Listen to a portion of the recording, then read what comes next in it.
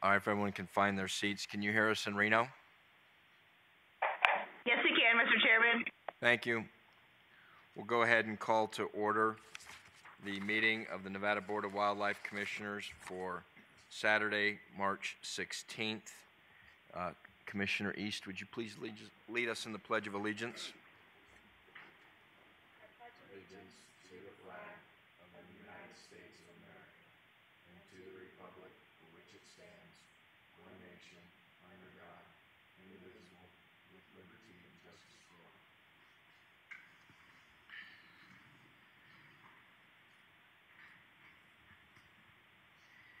Brandy, could you call the roll of the commission, please? Chairman Johnston. Here. Vice Chairman Valentine. Here. Commissioner Almberg. Commissioner Barnes. Here. Commissioner Cavilla. Here. Commissioner East. Commissioner Hubbs. Commissioner Keel. Here. Commissioner McNinch. And I suspect Commissioner Almberg will be here later. I haven't heard from him, but maybe we just mark him present when he arrives. With the county advisory boards in attendance, please identify yourselves.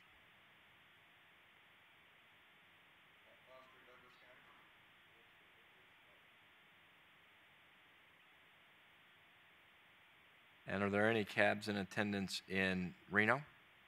Steve Robinson, Washoe. Thank you. Move on to agenda item number 11, approval of agenda. Okay. Mandeville, Lyon County. Okay. Any others in Reno? No others in Reno. Okay, thank you.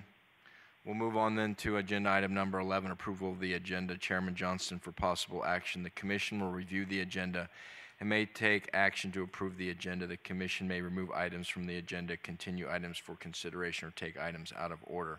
Any comments or questions on the agenda? This is an action item. Any public comment in Reno on the agenda? No comment in Reno. Thank you. Any comment here in Las Vegas? Seeing none, I'll bring it back to the commission. Commissioner McNinch. Thank you, Mr. Chairman. I'll make a motion to approve agenda as presented. Second.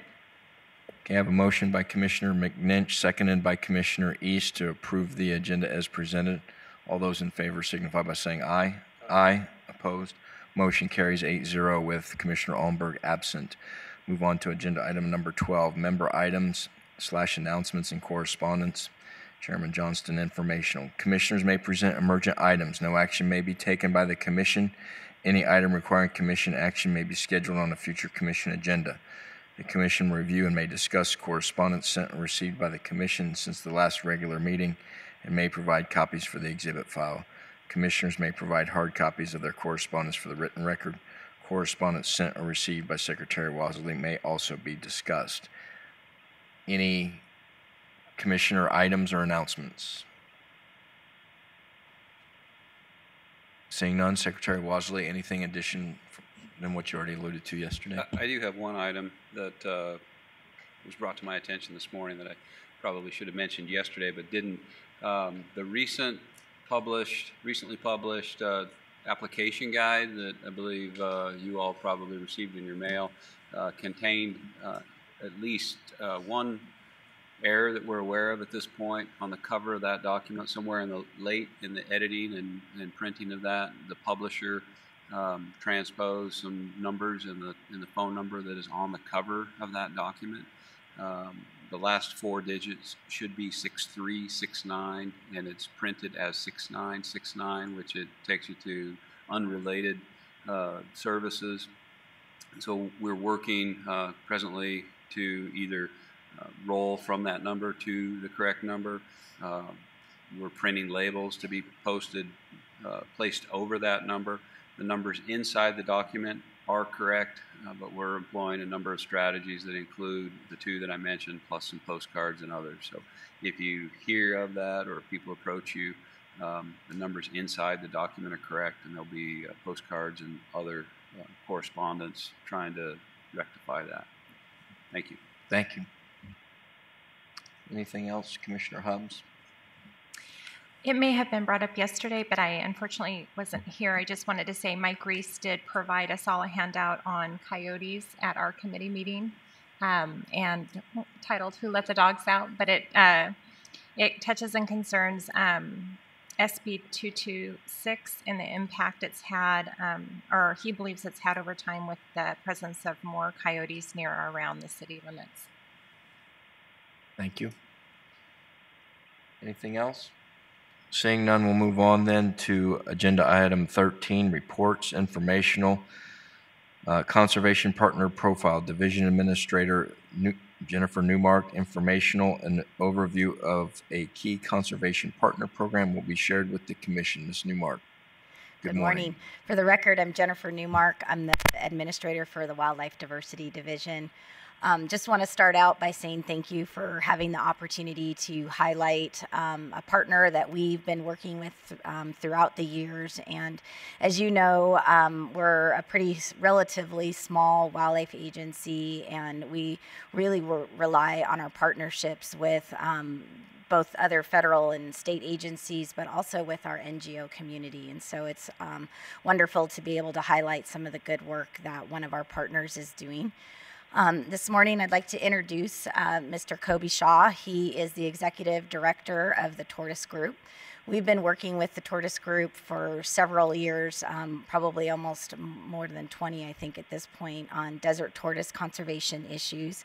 And unlike a lot of other endangered species, tortoises have a unique component to them and to their management in the sense that they can also be kept as pets. And so the Tortoise Group facilitates adoptions and works with the public in how to keep tortoises as pets and keep them separate from our wild tortoises. And they play a vital role, and it's something that we just don't have the capacity and the ability to do ourselves. So it's my pleasure to turn it over to Mr. Shaw, who's going to share a little bit about the work that they're doing for us.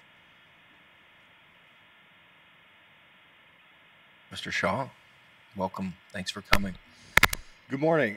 For the record, my name is Kobe Shaw. I'm the Executive Director of Tortoise Group. I've got a slideshow here. I've sat at this podium several times over the past couple of years advocating for a certain position, and usually doing so in a yelling and forceful manner. I'm happy this morning to be able to provide just some good news and let you guys know what we're doing in partnership with NDOW and a whole bunch of different agencies. So one of Tortoise Group's main strengths is our volunteers. In fact, I would argue that's probably our biggest strength. We only have 3 paid employees throughout the entire state. Yeah, we have over 150 dedicated volunteers. And what we do, our mission is to educate and advocate for the well-being and the protection of the desert tortoise. Primarily, like Jen said, what we do is a lot of adoption work. And if folks want to adopt, I got to say this, if anybody wants to adopt a desert tortoise, please get on our website and do that. We have about 60 tortoises that are coming out of brumation right now that need new homes. Every year there's over 1,500 tortoises that are abandoned or unwanted in Clark County alone. We need to find homes for these tortoises. So I'll say that and leave it alone. But the conservation work that we do has to do with boots on the ground efforts. So I would say that volunteer management is our main focus. But we do our work with 3 areas of emphasis. Adoption, like we talked about, there's the pet tortoises that are born in captivity. For many reasons, we don't want to release the pet tortoises out into the wild, primarily for disease, but there's genetic issues and then habitat issues. We just want to keep wild tortoises wild and captive tortoises captive. And believe it or not, it's actually a pretty difficult message to get across to the public.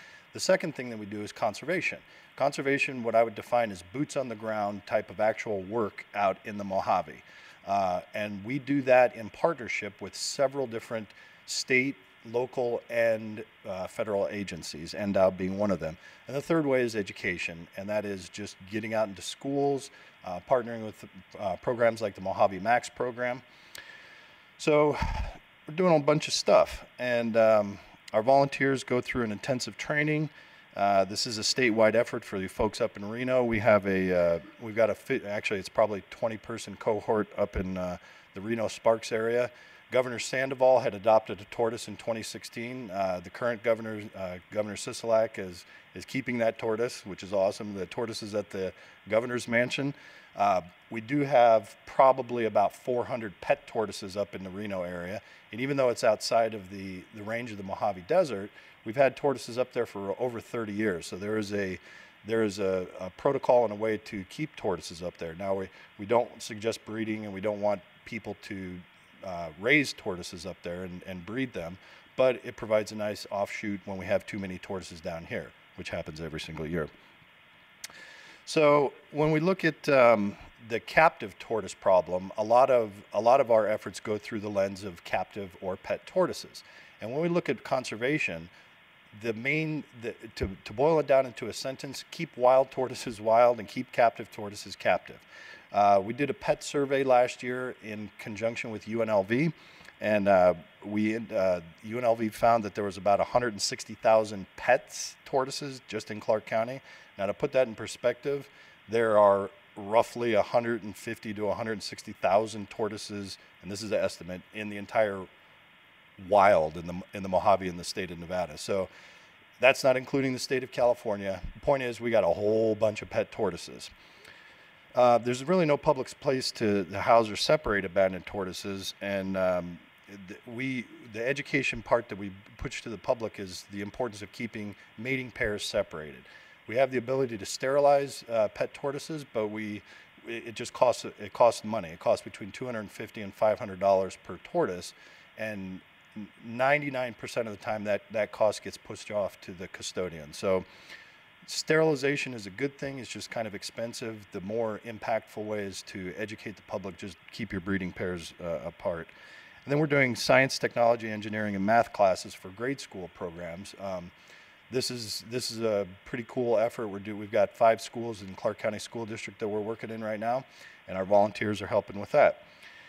So with all these things facing us, we have a couple of tried and true solutions, and the easiest one is just adoptions. If anybody wanted to adopt a tortoise, you would contact us. We would contact you, set up a time for a yard consultation. You have to have a backyard. That's part of the yard consultation. We come to your house and say, you need to put a burrow here. This is where the trees are. You got shade. It all depends on what your backyard looks like, but we hold your hand through the process. We do the same thing up in northern Nevada. We have a hotline where people call in and just have questions about tortoises. A vast majority of those are people just finding tortoises on the road or people that don't know what to do with their tortoises. I would call this definite wild conservation, because part of the message that we tell people is, please don't put it in the desert. Most of the folks that call, in fact, I would say all of them, if they're calling, they care about this animal that they've found. They want to do the right thing. And without proper information, this person will say, well, gee, I see Red Rock Canyon right out there. That's a beautiful place. That's probably where this tortoise should go. So part of the education process is letting these folks know that, no, that's not a good idea. The better thing to do is keep it in the city limits, and we can adopt it to a new family. So in the larger picture, the adoption program is the bedrock of what Tortoise Group does, because we're able to keep the captive tortoises captive. But in the bigger picture, the adoption program is simply just one step in the larger conservation effort. So in our conservation partnerships, we have a whole bunch of different agencies that we work with. You can read up on the board here, the National Park Service, USGS, NDOW. We're partnering with NDOT this year on the Road Warrior project, which is essentially, we're going to be taking volunteers and looking at tortoise fencing. As you all know, that there's several hundred, I don't know exactly what the number is, but there's a lot of miles of highway out in the boonies, for lack of a better word, where there's tortoise fencing. And these areas don't get inspected on a daily basis, and a lot of the areas haven't been looked at in months, if not years. So what Tortoise Group can do to help this is basically do a, what's that program where you walk and you pick up trash? Adopt a highway. We're doing a adopt a highway kind of idea for tortoises. We're taking that right of way between the highway and the tortoise fencing, looking for signs of tortoise mortalities, and also checking the fence line itself. we can do this at a much cheaper rate than any contractor or any agency that's doing it from a for-profit standpoint, because we have free labor. We have volunteers that are dedicated to the idea of keeping tortoises safe, and these folks will come out gladly to help projects like this. I bring that up as a matter of course because we have all sorts of different projects running on, and I got some cool pictures for you. We'll run through these. So let's see. The first project I want to just mention is the Endow Tortoise Telemetry project that we've got going on out at Calico Basin in Red Rock. And that's pretty simple. Jason Jones and Joe Barnes is heading it, but Jason is the one that actually runs it. We send volunteers out there and we look for tortoises. They've got little transmitters on them, and we walk around going beep, beep, beep, trying to find the little buggers. And it's pretty cool, and it's nice to... It's nice when a volunteer can come back and say, you know, I really helped. We found one tortoise this morning. That's a big deal for Endow, and we can provide some of the manpower to make that happen. It's a really interesting project with Juveniles. Through statute, through Fish and Wildlife statute and from Nevada code, Tortoise Group's not allowed to adopt out juveniles. So what do we do with our juveniles? Right now we have a project with USGS in which we're repopulating previously burned areas of the Mojave. And let me say this publicly and formally right now. Do not take your juvenile tortoise and put it out into the wild. Please don't do that. The whole point of this program is that we're taking some of the juveniles, we're vetting them for disease, for heredity, and then we're growing them to a certain size, which is about probably 140 millimeters. It's the size where a tortoise would be less likely to be preyed upon by an aerial predator, and what the scientific community considers, this is a good enough size for a tortoise to be able to do well on his or her own.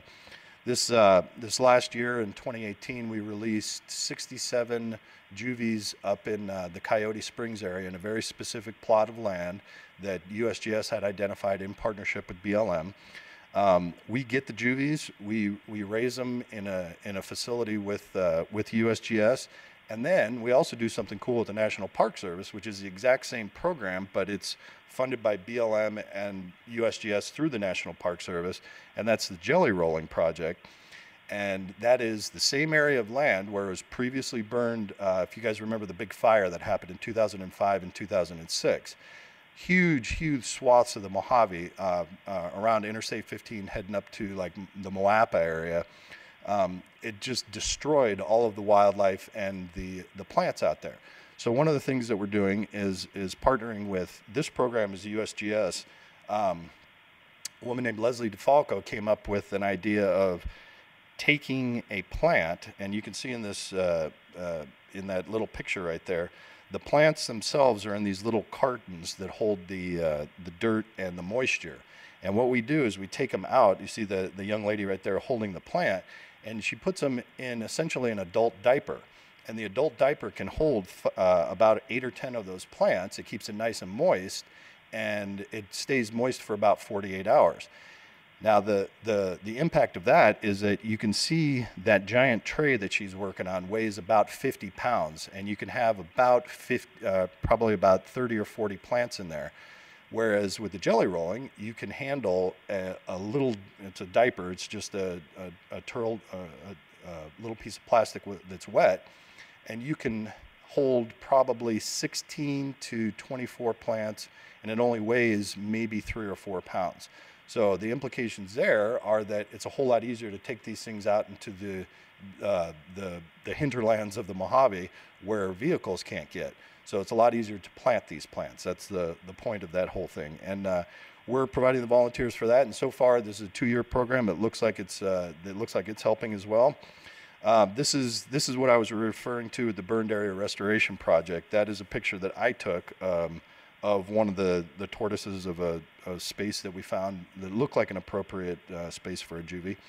And as of, I think it was 2 weeks ago, USGS let me know that each one of the tortoises are still showing up on their screen from when they do their tracking, and we haven't had any mortalities yet there, which is pretty cool.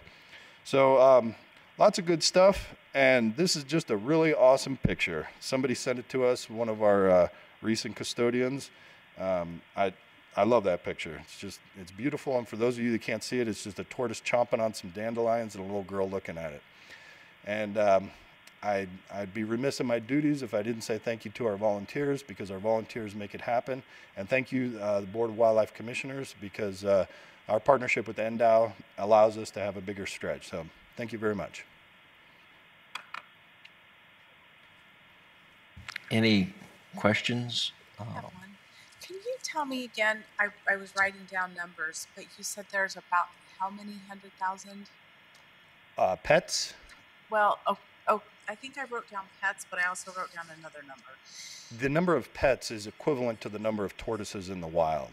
Oh, it is. Okay, yes. so I have 160,000. Yeah, 160,000. These are the number of tortoises in the wild is an estimate. Nobody's gone out and actually counted every single tortoises out there. Okay. But the way that number is calculated is by taking the habitable areas of a desert tortoise and then taking the existing population sizes for each one of those areas and saying, well, we know a tortoise isn't going to be in this area, so we take this and then look at this area, et cetera, et cetera. So in the state of Nevada, there's only so many square miles in the Mojave that is a desert tortoise range, and that number came up with by a fella up at University of Nevada, Reno, Dick Tracy, who estimated that number. The number of pet tortoises, however, is a better number, because we actually did a survey within Clark County, sent out 40,000 mailers, and then UNLV compiled that data. So that number, 160,000, and it's probably on the low end too. To put it into perspective, we receive about 1,500 calls a year, every single year like clockwork, for unwanted tortoises. And if you look, that it's about 1% of that total. I think the numbers are probably higher in terms of the number of pets in Clark County, but it's a benchmark. It's a starting point. What are some of the reasons that people don't want to keep them any longer? Folks move. That's one. The overbreeding is really the problem. If a family has a male and a female, and they've had a male and a female for a couple of years, odds are that there's going to be babies at some point. And they're incestuous little buggers. When you've got 15 or 20 babies in a yard, as soon as those tortoises become of mating age, then the population then becomes exponential just in that yard.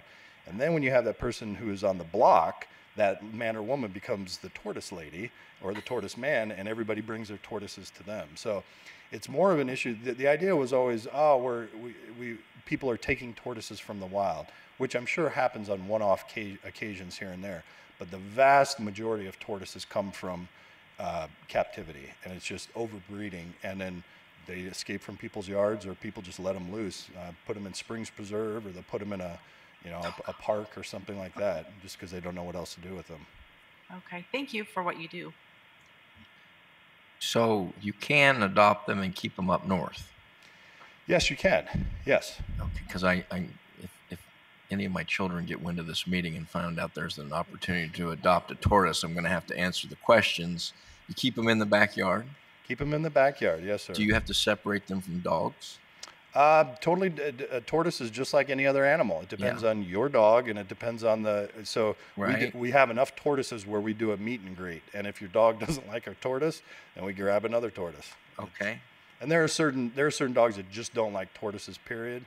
And in certain situations, folks have actually put a barrier around the tortoise habitat versus where their dogs are. Some people decide not to, but it's not a deal breaker at all. And do they have to come in the winter? I mean, yes. The protocol for up north and like at the governor's mansion right now, what you do is you put tortoise in a box, you put that box inside of another box, and you put it in your garage. And you just don't want to make sure that it's not outside, and as long as the temperature doesn't drop below about 35, 40 degrees, then tortoise will be fine. And it just sleeps through the winter. As crazy as that sounds, and we've been doing it for over 30 years. Every single time I go up north and we talk about winter brumation, it blows my mind. But these tortoises are healthy and they're doing well.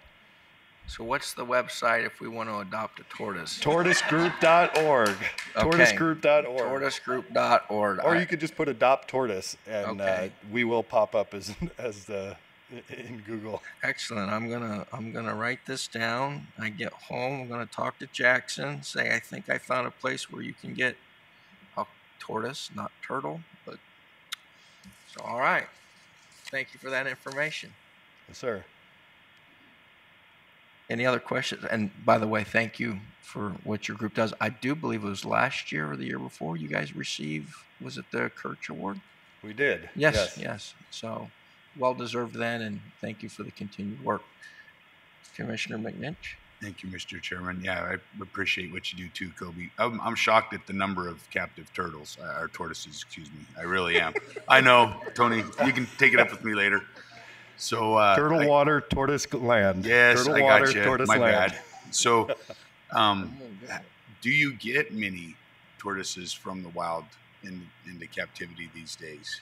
From the wild, absolutely not. No, every year we get a couple of tortoises from the wild, and that'll be a call from NDOW or NDOT usually, and that'll be a hurt tortoise. So we provide veterinarian support for those tortoises, and then we will put them out pretty much exactly wherever they were found.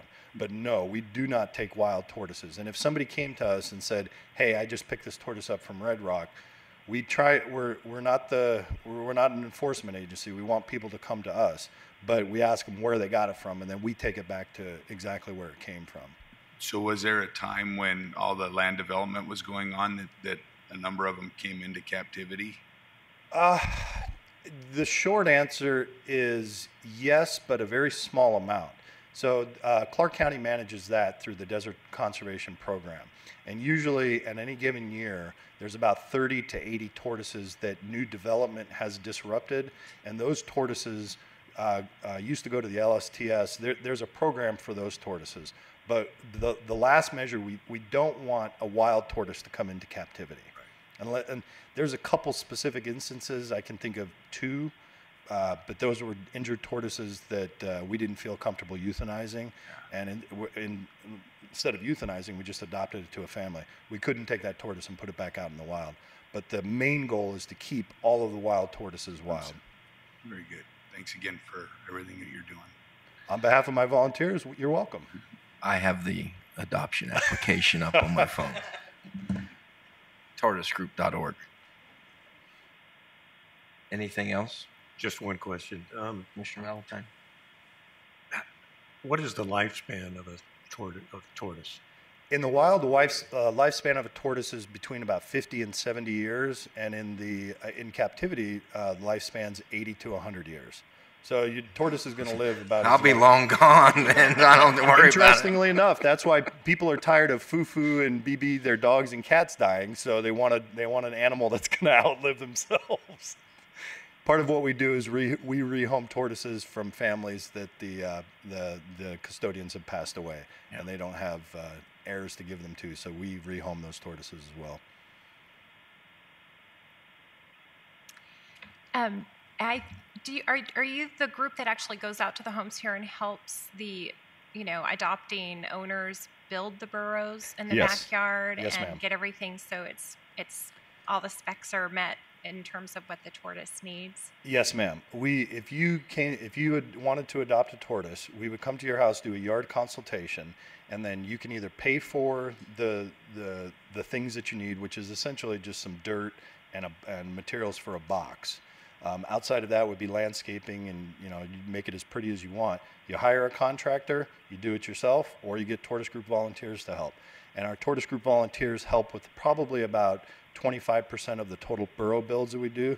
The majority of people usually use a contractor or do it themselves, but yeah, we hold your hand through the entire process. What do you feed a tortoise?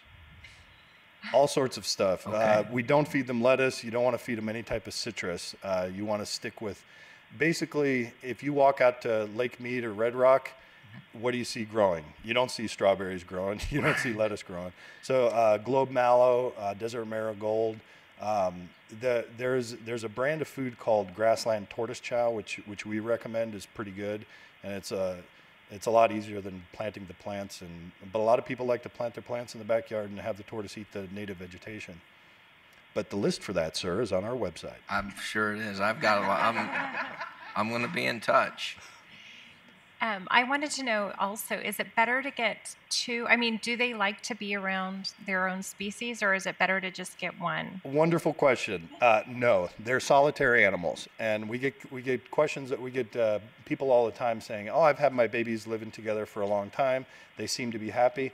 Males are going to fight with one another at some point. It's their DNA, and then if it's a male and a female, they're going to mate.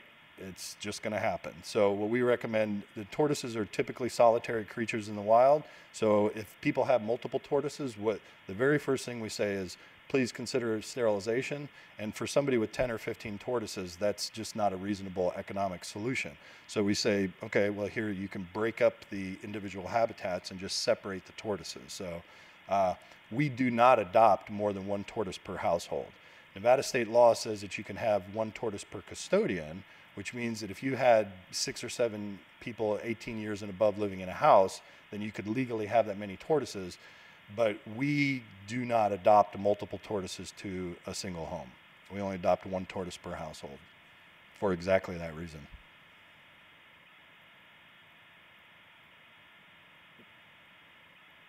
Any other questions? Thank you again. I'm looking forward to going through the adoption program.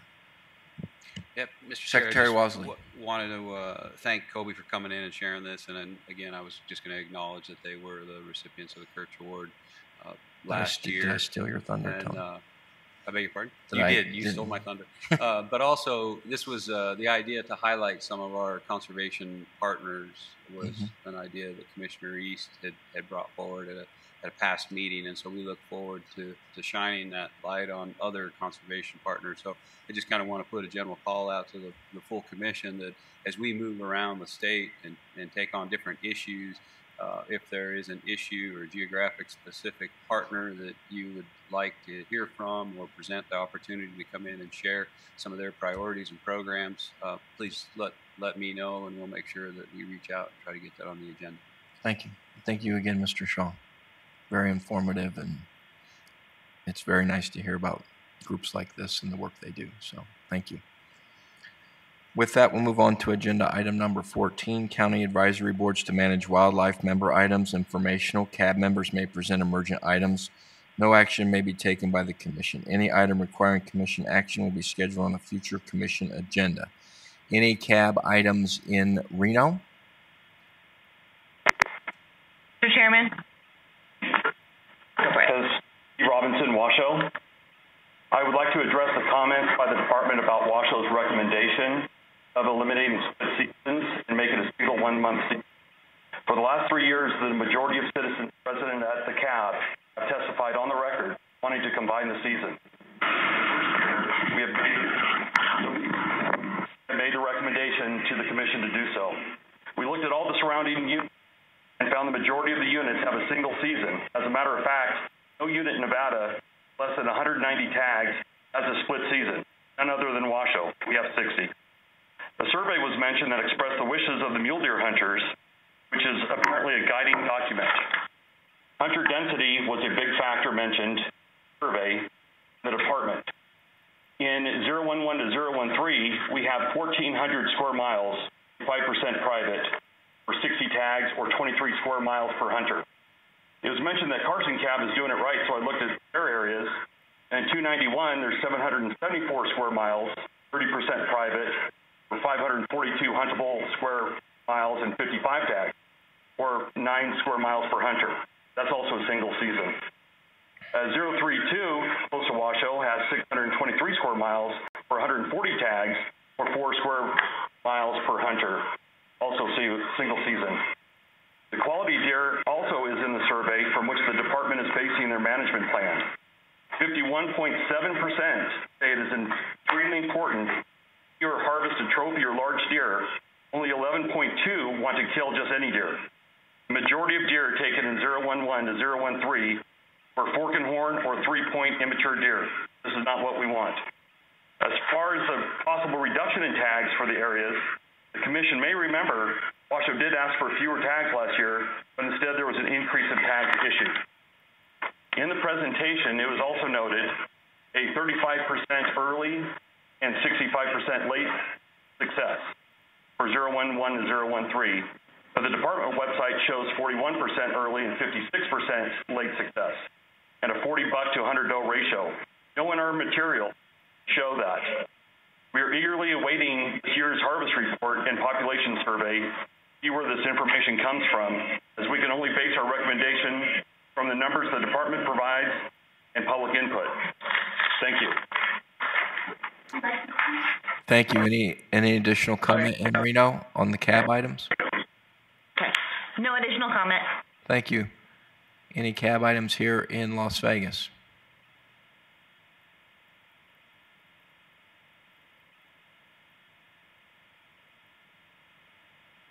Mitch McVickers, White Pine Cab, for the record. Wasn't discussed at our meeting, but listening to the number of turkey applicants, we have discussed the turkey maybe moving some around in different units. The national park, I believe, there's a lot of them up in there. I think it'd be a good place to maybe catch them and transplant them. And I've talked to Cody about it, but just hearing this, maybe it would be a good time to try to relocate some of them and make some more units for turkey hunting, but be another opportunity for the kids too to get out. And then while I was up here on the youth tag transfer that we're working on, and the communities wanted to thank everybody for all the work that's went into that. There's a lot of stuff that's been going on with Cummins Lake and our new shooting complex, and just everybody out there wanted to make sure that the division and you guys are all thanked for that. So thank you. Thank you. Initial cab items here in Las Vegas. Seeing none, we'll close agenda item 14 and move on to agenda item 15. Commission general regulation for possible action. Public comment allowed. Persons wishing to provide comment on regulations are requested to complete a speaker's card and present it to the recording secretary. Agenda item 15A, Commission General Regulation 482, Public and Sellable Lists, LCB file number R192-18, Data and Technology Services Division Administrator Chet Van Dalen. This is an item for possible action. The Commission will consider adopting a regulation amending Chapters 488 and 502 of the Nevada Administrative Code that clarifies the authority of the Department to make specific personal customer information confidential and remove such information from any list sold or distributed by the Department or the Department's licensing vendor. The regulation also simplifies how a person can request that their personal information remain confidential by removing the requirement that the request be in writing. The Commission held workshops on November 2nd, 2018 and January 25th of 2019 and directed the Department to bring the regulation forward to an adoption hearing. Mr. Van Dalen. Thank you, Mr. Chairman, members of the Commission. Chet Van Dalen, Department of Wildlife, for the record. It was a good summary. Thank you for going over that. But yes, we're here for an adoption hearing of an amendment to Nevada Administrative Code that will clarify and update our language requiring the ability for a customer to opt out of being included in lists distributed by the Department. This is our third time with this information before the Commission, so I'm mostly here to answer questions at this time.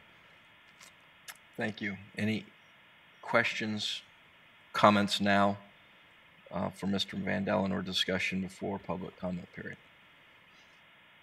Not seeing any public comment in Reno on LCB file number R192-18.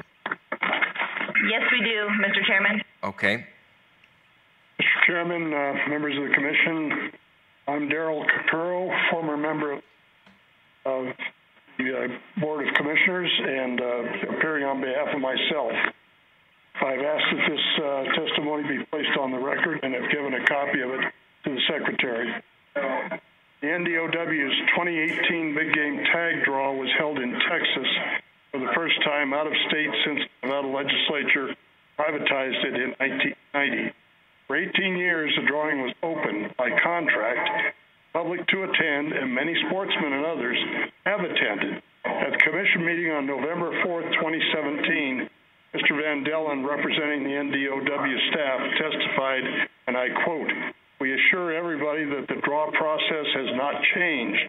It will still be a public event. It will be hosted at an official building that is not related to the department so that the public can attend and view the process and provide that transparency that they have been accustomed to. End of quote. That testimony was false. NAC 502.211 says the department shall remove on written request the name and other personal information of the person from any list sold by the department. Saleable lists have been purchased in the past by, among others, Nevada hunting guides.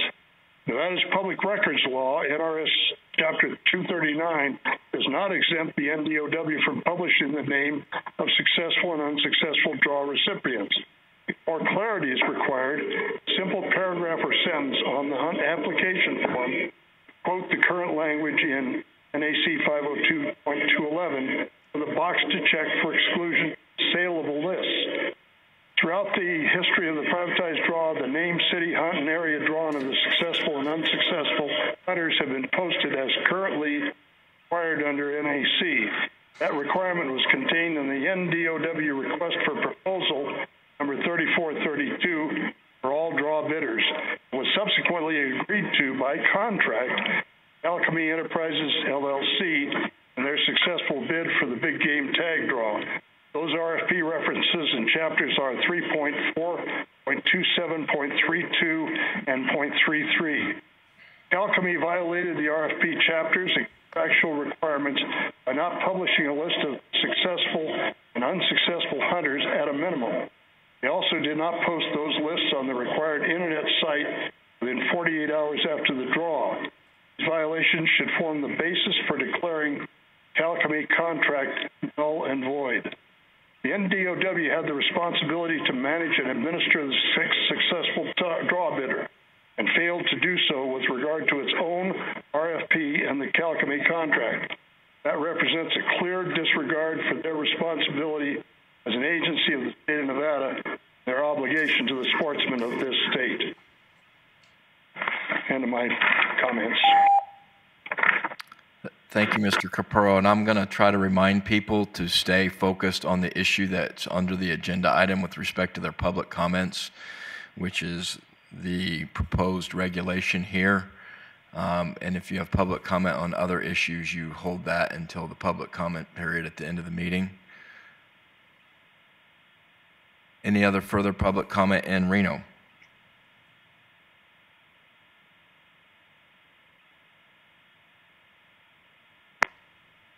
Yes, Chairman Johnson, this is Rex Flowers speaking for myself. Yesterday, there was a presentation on the procedure on going forward with the application. I don't know if it's possible to get that added, get that procedure made a part of this NAC or not, but I'm hoping there may be room to do that, and if there isn't, then I guess we could discuss later on having the procedure made a policy. Be nice to have something written as to how we are going to do this and maintain it as a part of the record so that if there is a change, that change, normally procedures don't require commission changes. Thank you. Thank you, Mr. Flowers.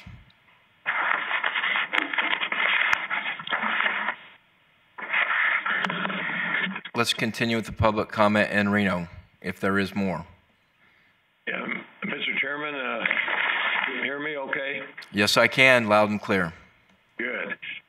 Gerald Land with Nevada Hunters. I would like to just reiterate some new information I got on releasing the results. And as I said last time, with voter registration law, once you opt into vote, your name's public, and you can opt out your address and phone number, but everything else is public. And there's a court case in Washoe County School District about bullying, and it said those records, school district can't keep records of the public. And I don't see why a tag. You need to stop shuffling your papers because that's interfering with your communication. So. Okay, I'm sorry. That's okay. I want to make sure we hear what you have to say. Thank you. But the Washoe County School District can't keep records from the public. And in your own county, Can you hear me now? Yes, I can. Oh, okay. I think you're referencing to Lyon County and some school district records. Thank you. Personal information for Lyon County School District students can still be distributed to groups and agencies that request it. And this came about because certain church groups requested, and the school board says, we believe the information benefits outweigh any objections, particularly since the families can opt out of it. So have a way to opt out. But so why not publish the list of applicants? And also, I reiterated the names of sex offenders that be posted on a state website. And so if they can be posted very sensitive information on a state website, why can't you release all tag applicants' names on a state website? And then a recent one here, hospitals must reveal the cost. And this is public information, and a federal mandate said that the once secret master price list of hospitals must be made public. Hospitals are required to publish online the starting price tags for every services or procedure.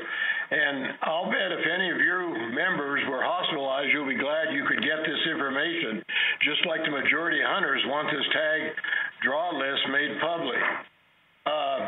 And also, I testified yesterday about, I'd like to hear some conversation on why you need more than one box, and the name of the box should read, remove my name from any list sold by the department or contractor.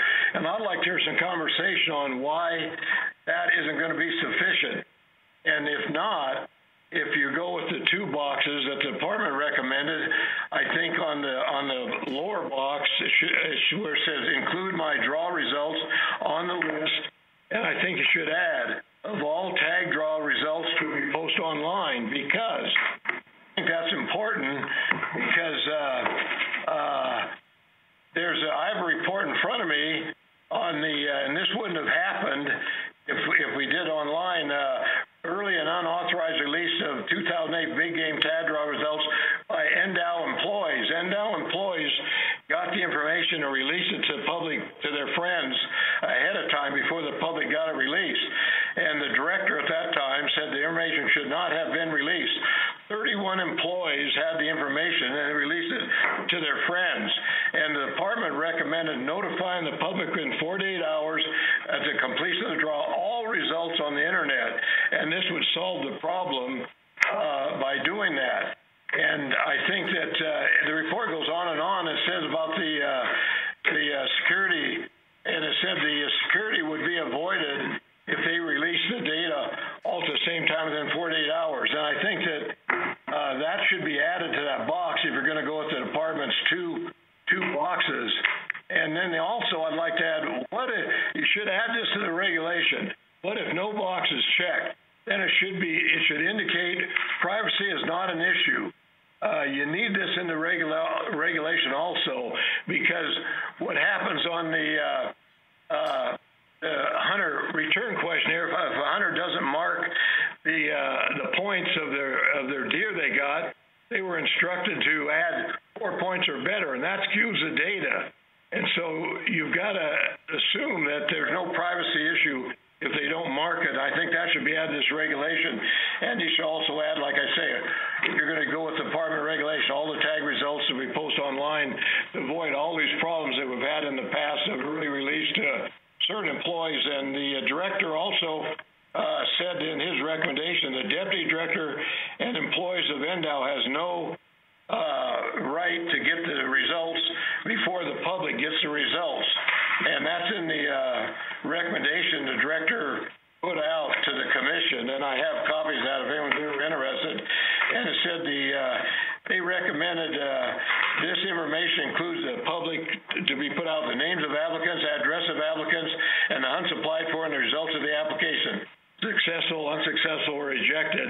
And that's what the department director recommended on this report, so everybody got the information at the same time.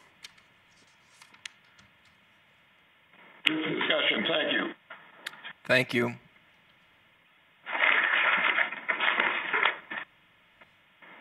Public no further comment in Reno. No further public comment in Reno. Public comment here in Las Vegas.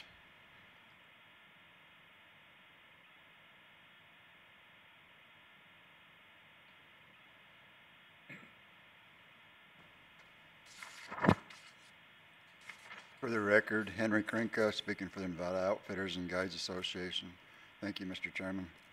The question I continue to ask myself, why is it so important to do away with transparency?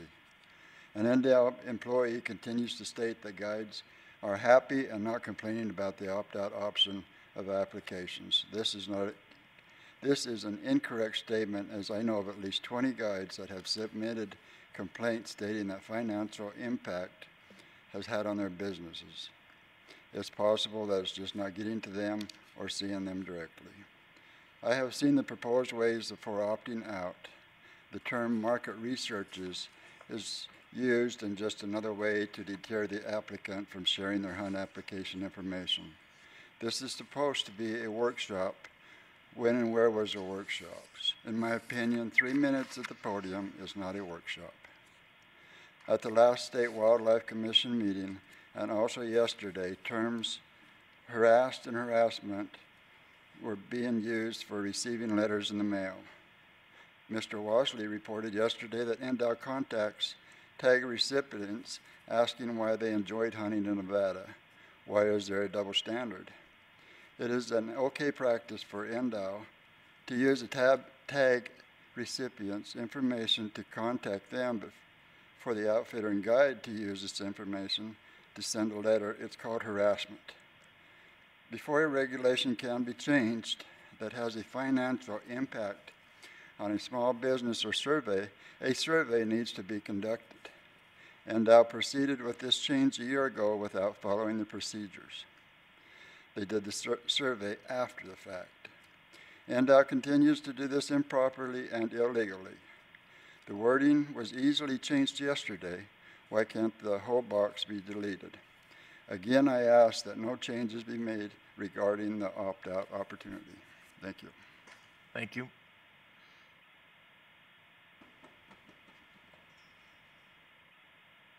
Walt Gardner, for the record.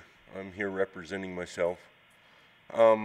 We've all been to trapping meetings. We've all been to bear hunt meetings.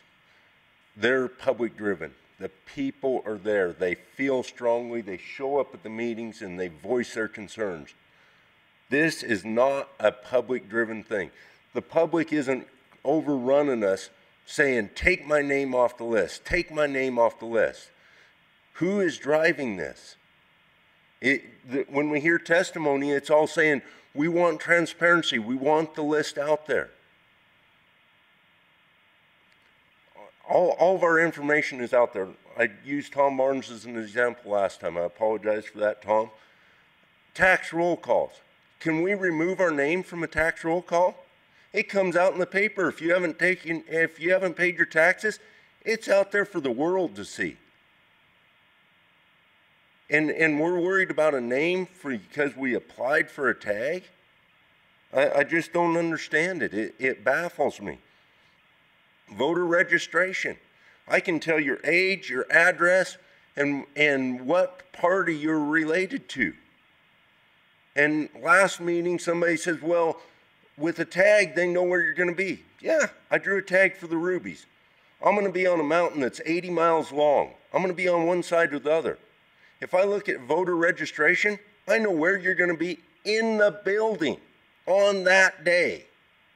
That's a lot more implied than on a mountain. Last time somebody on the commission attacked sub-guides. I'm a sub-guide. I take my job serious. I am not lesser than the guy that owns the business. I take responsibility for it. And I was insulted by the remarks that were made. I apologize for being emotional, but that was an insult to say that I was lesser than some others.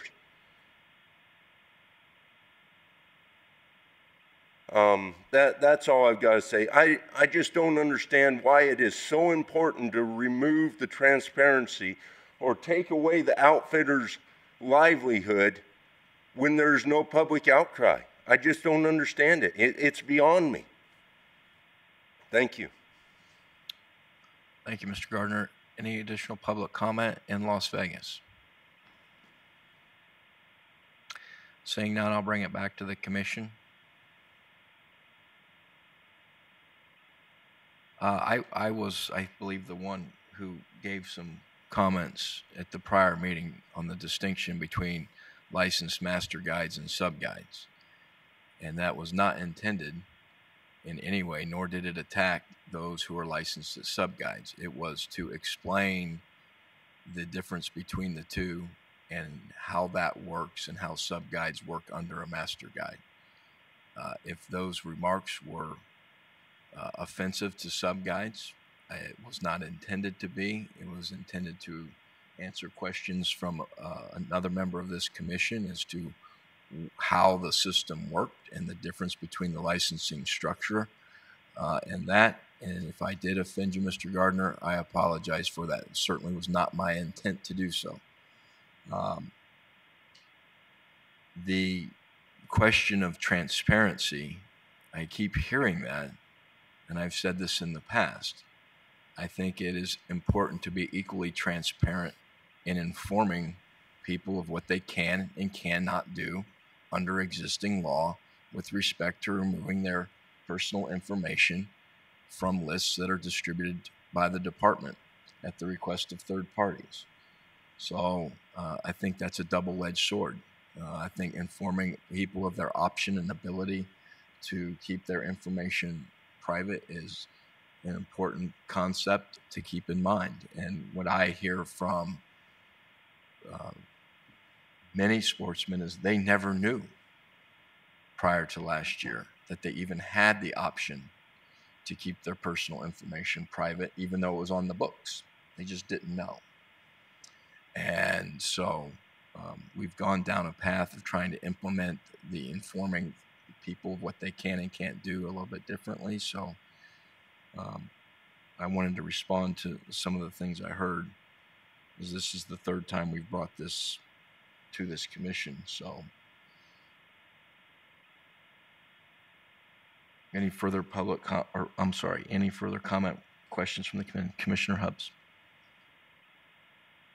I know we're trying to tailor this to the regulation, and I understand your comment, Chairman Johnston, but I keep hearing this remark that somehow the draw used to be public, now it's not public, it's not in state, and I know that it doesn't touch our concern what we're looking at in terms of the regulatory language today, but you know, it's this whole, there's kind of two things that are getting implied, and the transparency issue is like, are our draws fair and unbiased?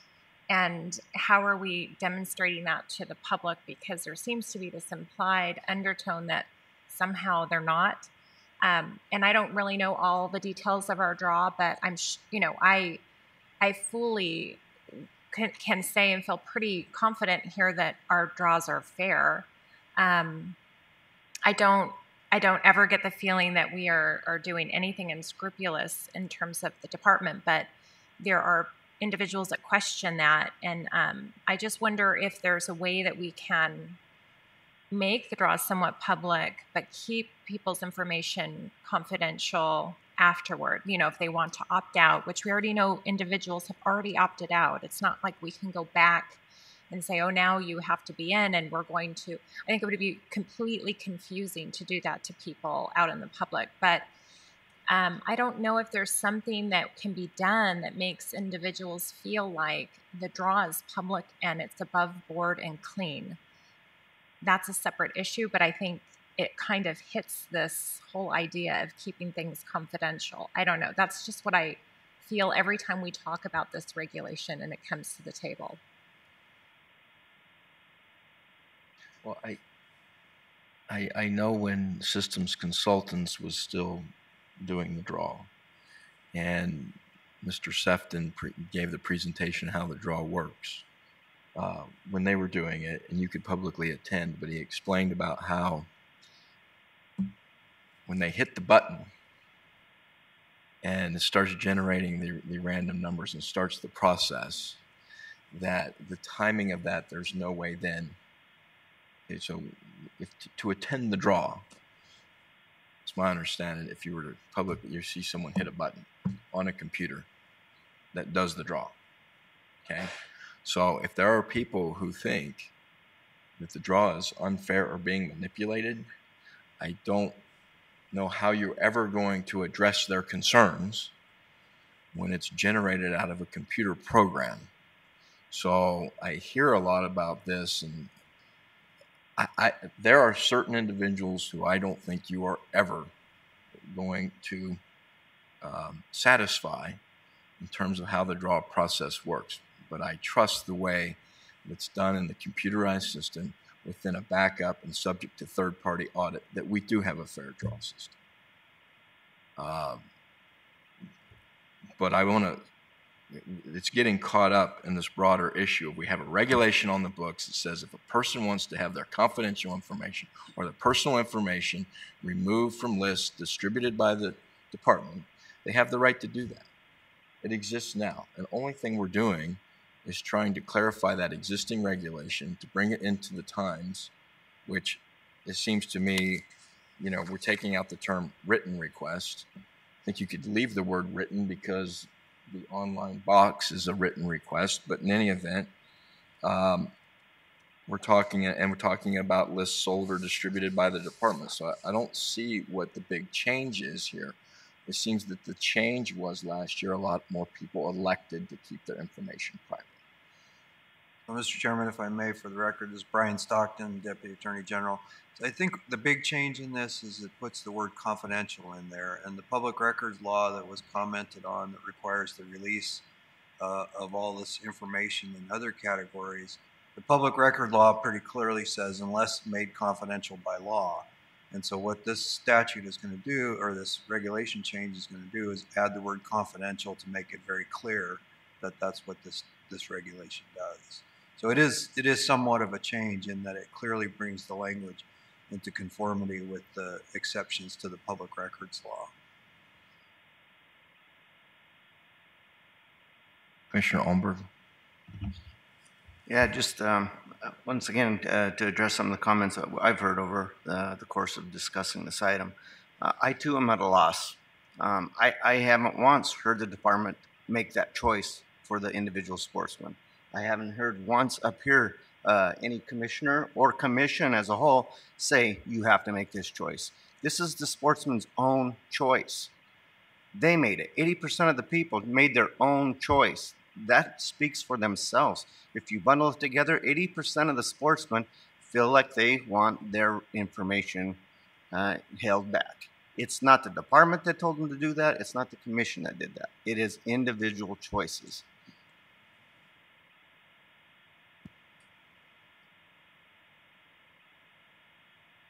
Commissioner East. I have a couple of comments and questions. Chet, where did this start?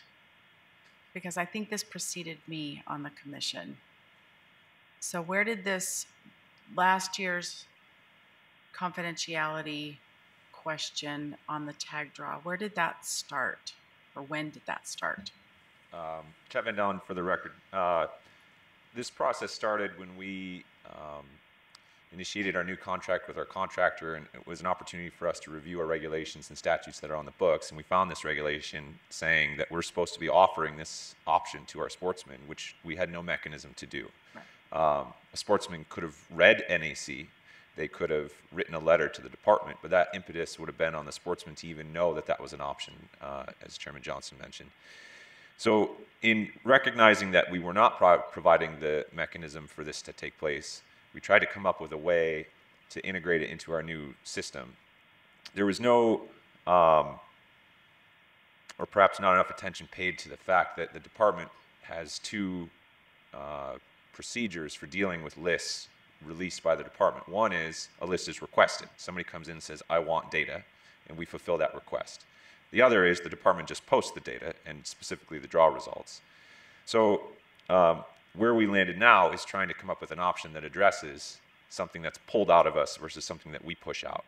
And in reviewing how we process public records in the last 2 years, or more, we've overhauled our accountability on the public record processing component, which is something we're required to do by statute. So all public records requests go through our director's office. They're logged, the response is logged, the data is logged, everything is compliant with what the department is supposed to do in that manner. But we realized that we weren't charging. In order to turn around the request in a timely manner, we didn't charge. We didn't have a good mechanism for charging somebody. The charges we were allowed to levy against the person related to the amount of effort or materials we provided, and it just wasn't worth somebody's time to account for that. They'd be paid more than it was for the money we'd take in. So we stopped charging for public records, and we did that in the interests of efficiency and to get that information out quicker. So then we realized if we're not charging, then we're not selling.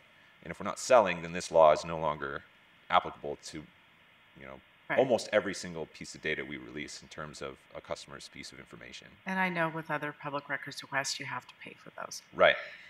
And then, as Deputy Attorney General Stockton pointed out, we realized the term confidential is not in the existing law, which violates the statute, which pertains to public records and NRS. So in that sort of process of starting with our new contract, reviewing our existing regulations, we said, oh my goodness, we're missing these 3 key points. We're not charging, it doesn't say confidential, and they don't even know about it. So that's where that all came from. Okay, thank you. If I may, I have a couple more questions. Secretary Wasley, is there anything in the NAC or with the, I'm not sure how this is regulated with the guides, is there anything that says we have to make a list available to them?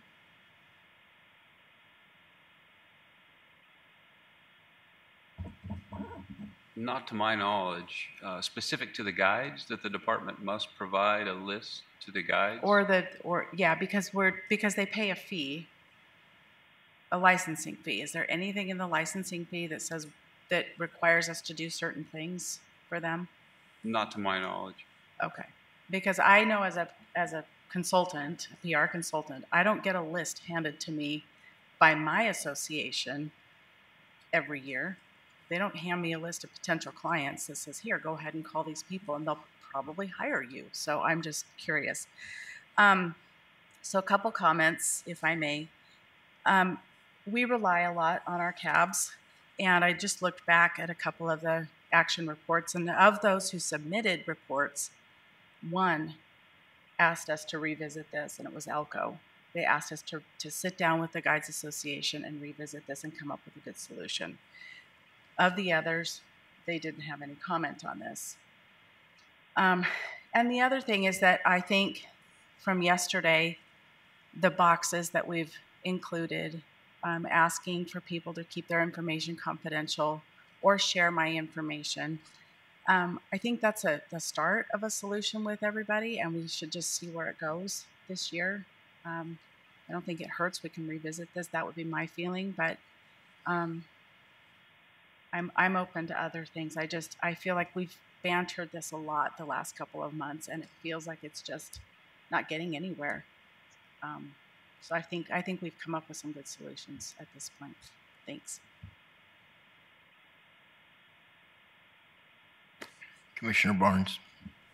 Yeah, I just want to, it seems like we are discussing 2 or possibly 3 different subjects in this, and when I get back to it, I got to kind of keep things simple. Yes, I confuse myself. But we're discussing the regulation, and we need to look at the changes in this regulation. As far as the draw and the guides are concerned, there's all, in my mind, are almost separate issues. I mean, I realize they're kind of related, but really they're separate issues. And I think as we go on, that maybe we could do something, whether it be on the website or in the hunt book or something, where we could do something to help the guides along. I mean, I don't know why, and this is a completely different issue at some point in time, that maybe on the NDAL website, the guides could maybe even buy like an advertisement with a link to their website. It seems like that where people advertise and stuff anymore, they all have their own web pages where you can go and you can research them, and it can be more in depth. So as far as the guides are concerned, that's kind of where I'm seeing maybe we could possibly go with something like that, work into that. But as far as I'm concerned right now, This is the regulation is what we're dealing with and what we're going to vote on. So that's kind of what I think we need to focus on and go from there. And the rest of the stuff we can address on a different subject matter.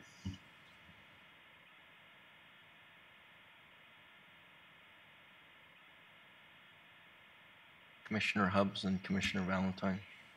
I just wanted to add that I believe I was the commissioner who asked about the master guides and sub guides, and there was no way that I was trying to imply anything about what a sub guide does or what a master guide does, or one has more value than the other.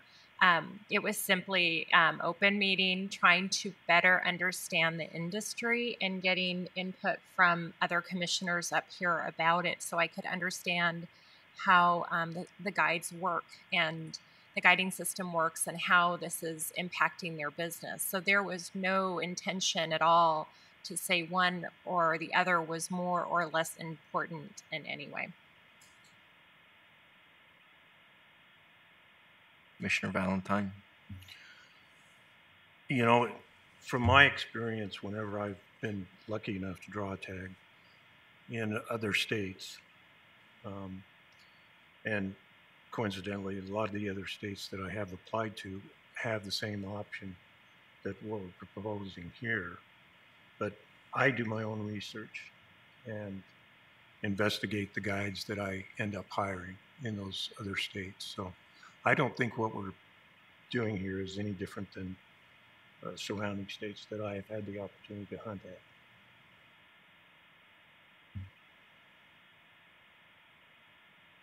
Commissioner Cavilla. I got a couple items kind of along the lines of Commissioner Omberg. 80% of the public opted out last year. To me, that's a big deal. You know, that's a giant percentage of the people that applied last year. And also, I sub-guide every year, sub-guide again this year. But I talked to a number of guides as well that they don't have an issue with this. They don't. And it seems like the bulk of the kickback is coming out of Elko County. I don't know why. It seems to me like it's kind of isolated there more than I know there's a couple guides from different parts of the state that have sent us correspondence that aren't really, don't like it, but it seems like the lion's share of it is out of Elko County. I don't know why that is, but I have personally talked to a number of guides that don't have issues with this. So.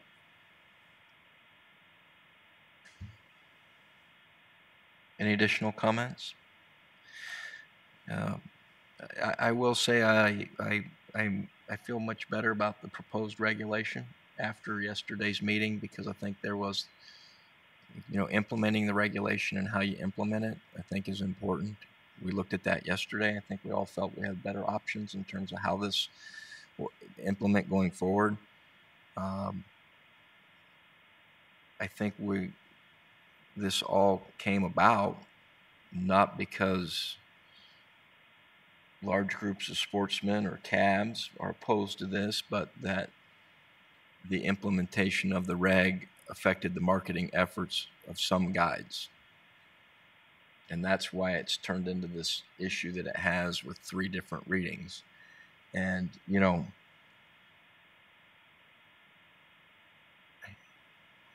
I don't get a list of people sued. Say, hey, Brad, all these people just got sued, go contact them, or other things. And I understand that may make marketing efforts more difficult, but you can still market guiding services through other means. And there are ways to do that. And I don't want to reiterate what's already been said, but when this many people decide they want to keep information confidential that can be, that speaks a lot to the issue. And I've talked to other people who do apply for tags, and there's a variety of reasons why people do want to keep information confidential if they can. I think we saw yesterday how the draw results will be posted, and if someone elects to keep their name private, it'll have a unique identifier to show the results of the tag draw. So at this point, I feel comfortable moving forward, especially after looking at how this will be implemented on the actual draw. And the one thing we don't hear, we keep focusing on the results of the draw. There's two parts of this regulation. And that is, I believe the first part is with respect to ownership of boats, watercraft. I don't hear people from the watercraft industry or boat owners jumping up and down over this. So I think we had an isolated issue last year because a lot of people elected out to keep information private. I'm comfortable moving forward with the adoption of the regulation as proposed in light of what all we've heard over the course of 3 different meetings. I'll make a motion to approve Commission General Regulation 482, Public and Sellable Lists, LLCB file number R192-18 as presented. I'll second that. Okay, I have a motion by Chairman Johnston, seconded by Vice Chairman Valentine. All those in favor signify by saying aye. Aye. Opposed? Motion carries 9-0.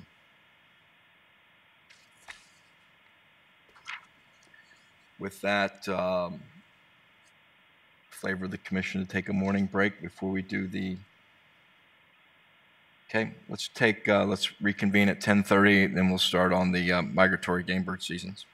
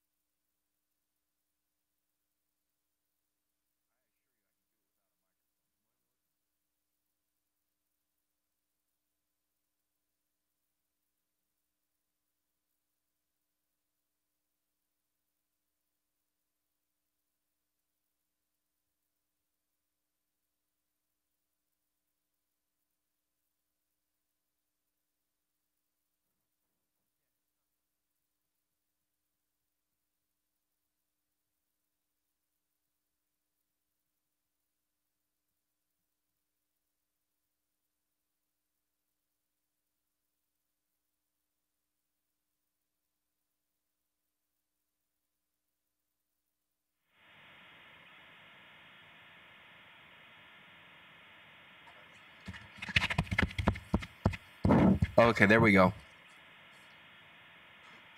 All right, we'll go ahead and move to agenda item number 16, Commission Regulation 19-13, Migratory Game Bird Seasons, Bag Limits and Special Regulations for Waterfowl and Webless Migratory Game Birds, Public Hunting Limited on Wildlife Management Areas and Designated State Lands 2019-2020 seasons.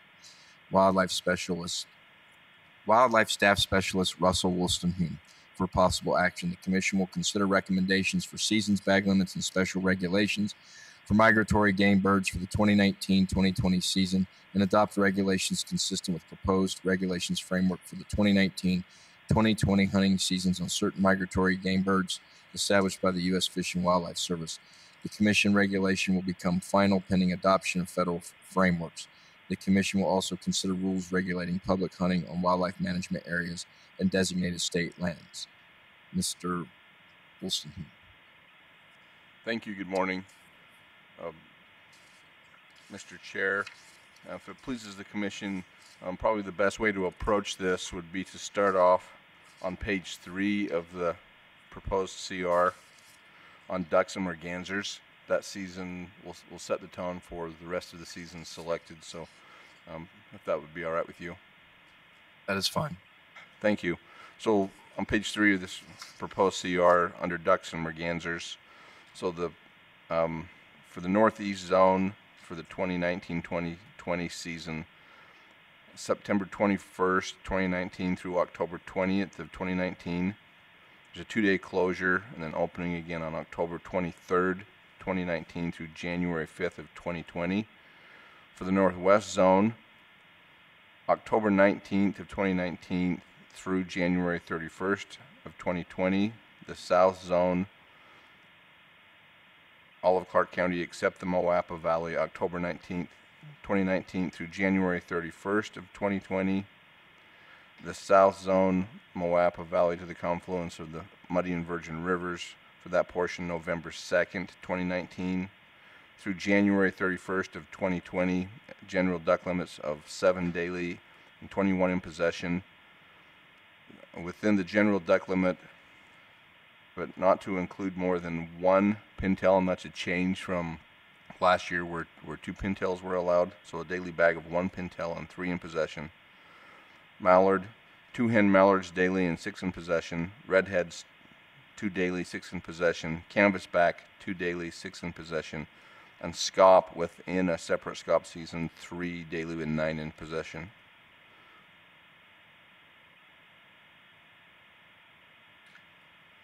Questions? Commissioner East. Hi, Russell. Can you tell me why the northeast zone, the January date ends earlier than the others? The northeast zone, it has an earlier start date. So under the federal framework, each zone's allowed a total of 107 hunting days. Okay. And so if they start earlier, then by default they have to end earlier. Okay. All right. And that's earlier dates are trying to avoid the typical freeze conditions that occur during later in the year. Okay. And then if I may, in your in the written part of our agenda item, there's some estimated duck populations that changed, and I was just wondering, any idea why a significant change in the numbers? Water availability is largely available habitat. When those surveys are conducted, it's during a period of a lot of migratory type times of the year, and it's capturing the more available habitat we have, the more of those birds that we capture at that time. Okay. Okay, thanks. Commissioner Olmberg. Yes, I had, and part of the cabs correspondence, there seems to be some cabs, again, wanting to swap zones that they're in. And we've told them in the past that wasn't the appropriate time. Is this, are we there where we can potentially discuss the swapping of these, like Eureka County into the northeast zone versus the northwest zone? Thank you for your question, Commissioner Olmberg. To answer that question, there's an open season that's every 5 years on changing our zones. The schedule for that, the Nevada has to have a recommendation in if we want to make changes by May of 2020. And then those changes won't actually be implemented until the 21-22 season. So I'll be putting together over the next year some options and presenting that back to the commission for your consideration on whether or not to make zone changes before that May 2020 date. Thank you. And this proposal here pushes back. Sorry to interrupt, Mr. Chairman. What's the reason for the 2-day closure in between the split season? So the federal framework, commencing with the Migratory Bird Treaty Act, allows a maximum hunting season of 107 days. The Pacific Flyway is the only flyway that actually has ever allowed a full 107-day hunting season under a liberal package, which we're currently under. With that 107 days maximum, because we have a 2 youth day season, those have to come out of our hunt days, which takes us down to 105 days. The 107 was chosen because it takes you, if you have a Saturday opener, then it would end on a Sunday at the end of the season. Because of the 2 days removed, we were ending on a Friday. I had a number of hunters that expressed interest in capturing that last weekend. So we closed for 2 days in the one zone where we have the closure this year, which is another change. In the past, all 3 zones have had closures. And so that 2-day closure allows for the season to end on a Sunday. Once again, bringing that last weekend back into play. The other 2 zones that don't have a closure at all this year, we're starting 2 weeks later than we have in past years on the northwest zone, and 1 week later on the south zone. Because of that, it runs continuously for 105 days, which would take it to January 31st, which is the last legal day that we can have an open hunt for ducks. And I guess that was going to bring, I want to thank you too for working with some of the sportsmen's groups and cabs in the northwest zone and making a proposal for the later start date. I think there was some consternation last year when we did not go with a later start date for the duck season, and there was some conflicting messages, I think, from various groups. So I want to thank you for that, and that this proposal is that later start date that was asked for. Is that correct? It's actually a week later than they asked for. They had asked for this as a 3rd Saturday of October opener. They had asked for the 2nd Saturday, and as you'll recall, last year my opposition to that was concurrent openers with some of the upland seasons. But they're still fine with the 3rd Saturday. Right. It takes it back later, and they're fine with that. All right. Any additional questions? Seeing none, should we do the scop now? Again, it'd probably be best if this one's approved, so I know which direction to go with the other ones. If these dates are accepted as are. Okay. So why don't we do this? Let's public comment in Reno on that portion of CR 19-13 with respect to ducks and mergansers.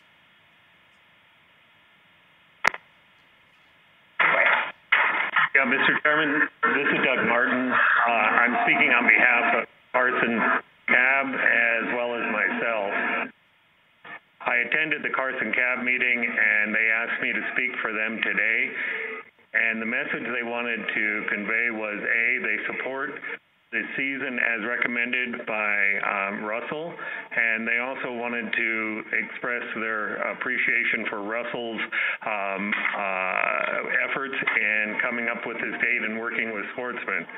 And personally, I also represent the board of directors of Stillwater Farms and Canvasback, and we support these dates.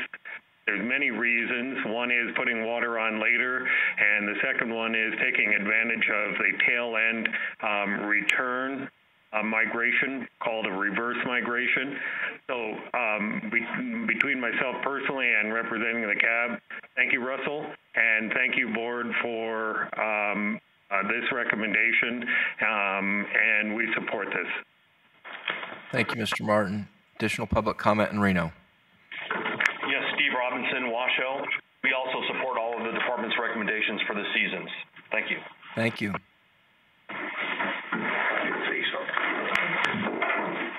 We have more, Mr. Chairman. Okay. Oh, there we go. This is Walt Mandeville, Lyon County, and our board met here just the other night, and we support the seasons as recommended. Thank you, Walt. No further comment in Reno. Okay, thank you. Public comment here in Las Vegas. Seeing no public comment in Las Vegas, we'll bring it back to the commission for further discussion or a motion. Commissioner McNinch. Thank you, Mr. Chairman. I'll make a motion to approve that portion of CR 19-13 related to ducks and mergansers as presented. Second. Okay, I have a motion by Commissioner McNinch, seconded by Commissioner Hubbs to approve that portion of CR 19-13 that covers ducks and mergansers. All those in favor signify by saying aye. Aye. Opposed? Motion carries 9-0. How best do you want to proceed now, Mr.? Well, there's a number of species that we could group together that all have similar dates, but there's a handful that have separate dates. So it's your choice, Mr. Chair, on how you'd like to proceed with those. If you'd like me to read them off one by one, except for the ones that we can group. If you want to vote on them one by one, or I can read them all off, and then you can proceed. Approve all of them collectively.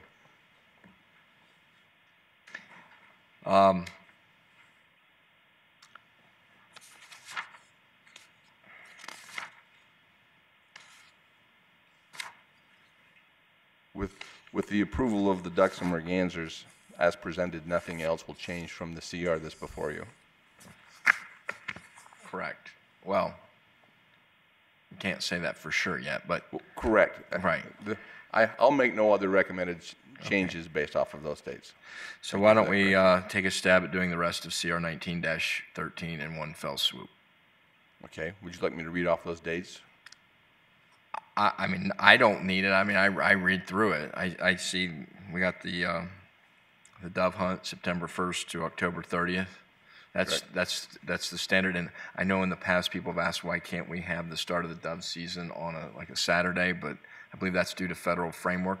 Your opening day is September 1st, and if you cut it back to the first Saturday in September, you're just cutting into the season or available dates. Correct. There are 2 or 3 other changes from previous years in the past that I could highlight for. Let's do that then, please.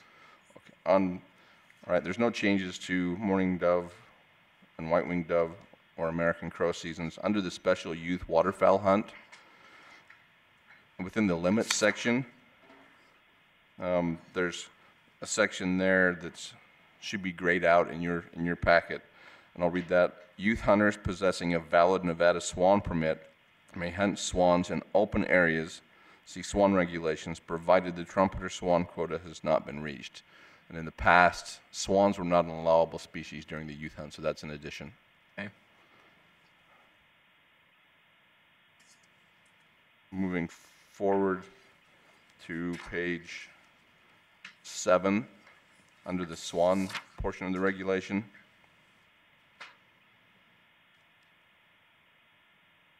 In the regulation section where it spells out NAC 502.380, there's a grayed out portion there, and I'll read that. Successful swan hunters are required to validate their permit pursuant to NAC 502.380 and then present at least the head and neck of their swan to an endow agent at selected sites for species verification within 3 days, and that's the change of harvest.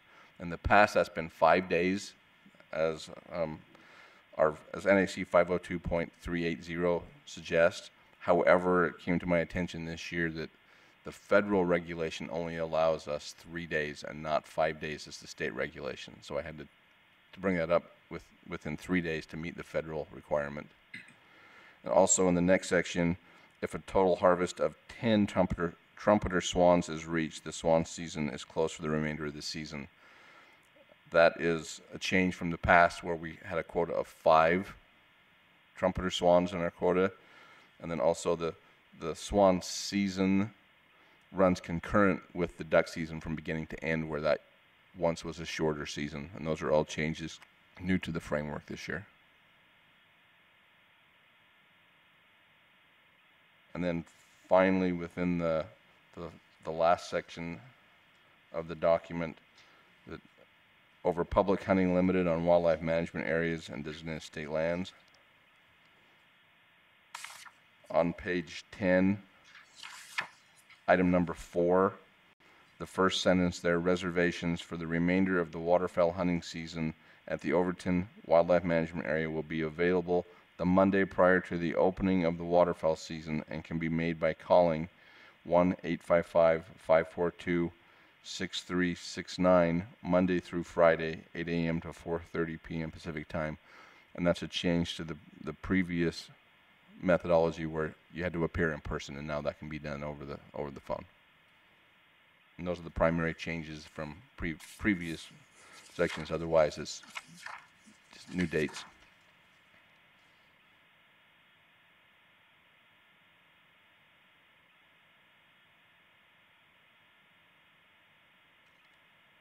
Any questions from the commission?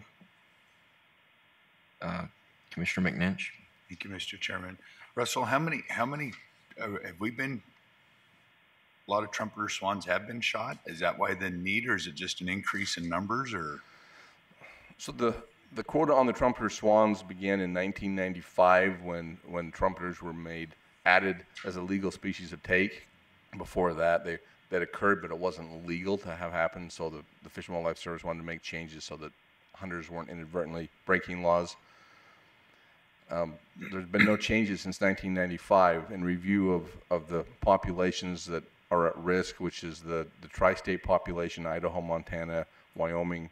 The greater Yellowstone ecosystem area is the population of concern. That population has reached the goal that was set in 1995. The population in general has doubled since 1995. Therefore, we relaxed a lot of the frameworks that were created by an environmental assessment, and we've met all of the mandates of that environmental assessment, which is a great success story for wildlife and waterfowl in particular. So everything's been relaxed, and that allows for the longer season. It allows for the youth to hunt them, and it allows for the greater quota. There's changes also being made similar to these for Utah, which also has a restricted swan hunt. Good, thanks, appreciate it. Additional questions or comments? Seeing none, public comment in Reno on the CR 19-13.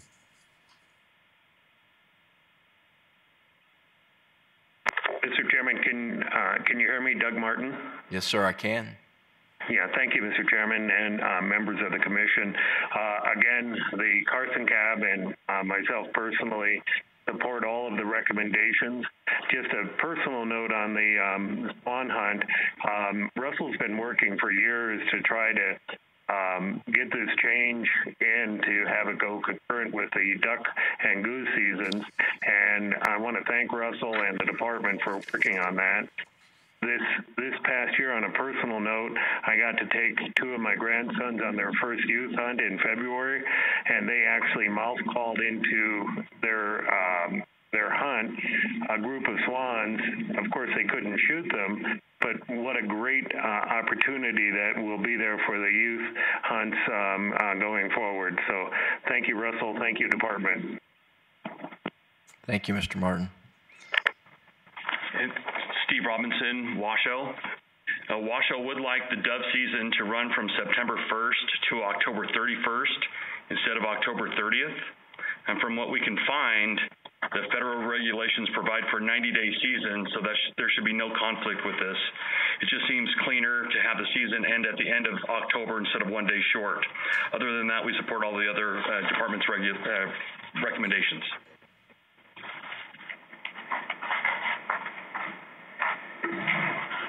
No further comment in Reno. Thank you. Public comment in Las Vegas. Seeing none, I'll bring it back to the commission. A question, I guess, can we take the dove season through the end of October to the 31st? The federal framework for dove in the Pacific Flyway, the most liberal season that we can have, which we're in this year, is a liberal season package, only allows for a maximum of 60 days in the Western Management Unit. So that October 30th, while I realize it's an odd date, that is the maximum 60th day. Thank you. Any additional comments, questions, discussion, motion?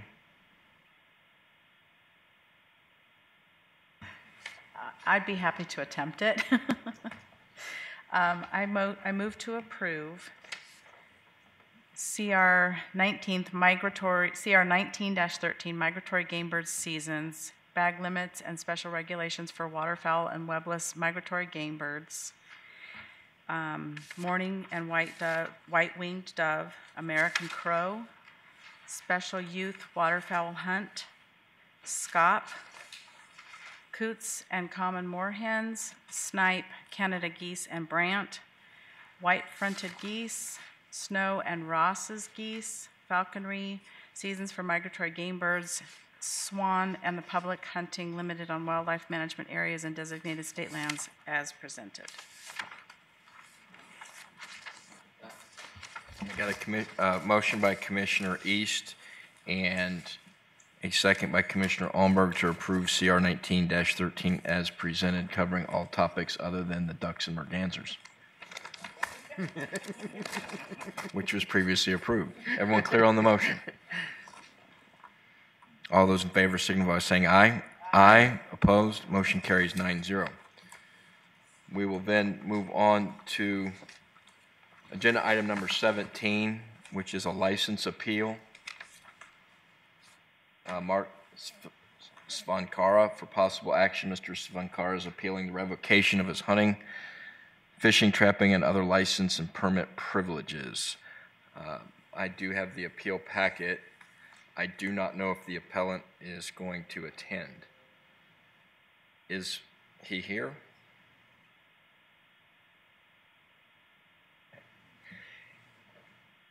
He's not. I'm going to go through NAC 501-185. So I'll first call this appeal hearing to order pursuant to NAC 501.185. The request for the hearing and the notice of the hearing is to be entered into the record. I believe that's part of the packet we received at tab. Mr. Chairman, if I may, this is Brian Stockton. At this point, I'm going to need to make it clear that I'm representing the department in this particular proceeding. Okay. 501.179, which is the section just previous to that, allows for the commission to dismiss the appeal if the appellant fails to appear, and I would suggest that we go that way rather than going through the entire packet, although I am prepared to move forward if you'd like to go that way. Thank you.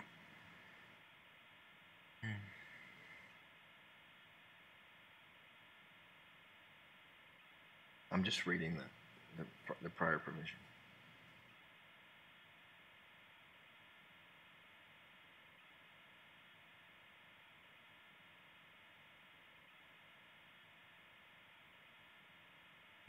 Okay. There is a provision that says if the appellant fails to appear at the hearing after receiving adequate notice of the hearing, and the appellant does not show good cause for the failure to appear at the hearing, the commission may dismiss the appeal with prejudice. The appellant's not here, so it's one of the things that we could do, or we can proceed with the hearing. I guess that requires a vote. Brian Stockton, for the record, yes.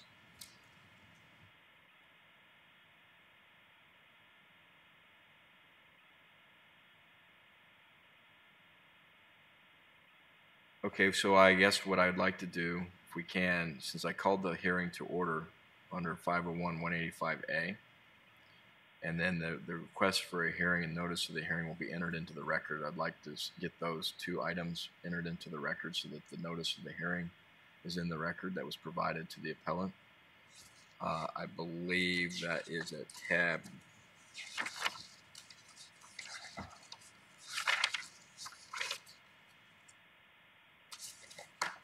The request is at tab 4, and the letter reference to the appeal is Exhibit 6. Correct. So I'll have the document, which is the appeal form from the appellant, at tab 4 in the backup material, and ask that that be entered into the record, as well as the notice dated February 15th of 2019 to Mr. Svenkara, including the return receipt. It looks like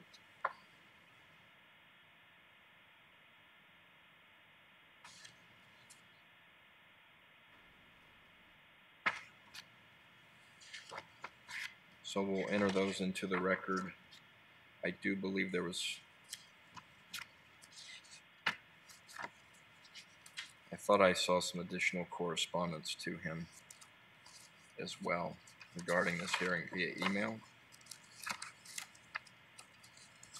There is an email at Exhibit 5.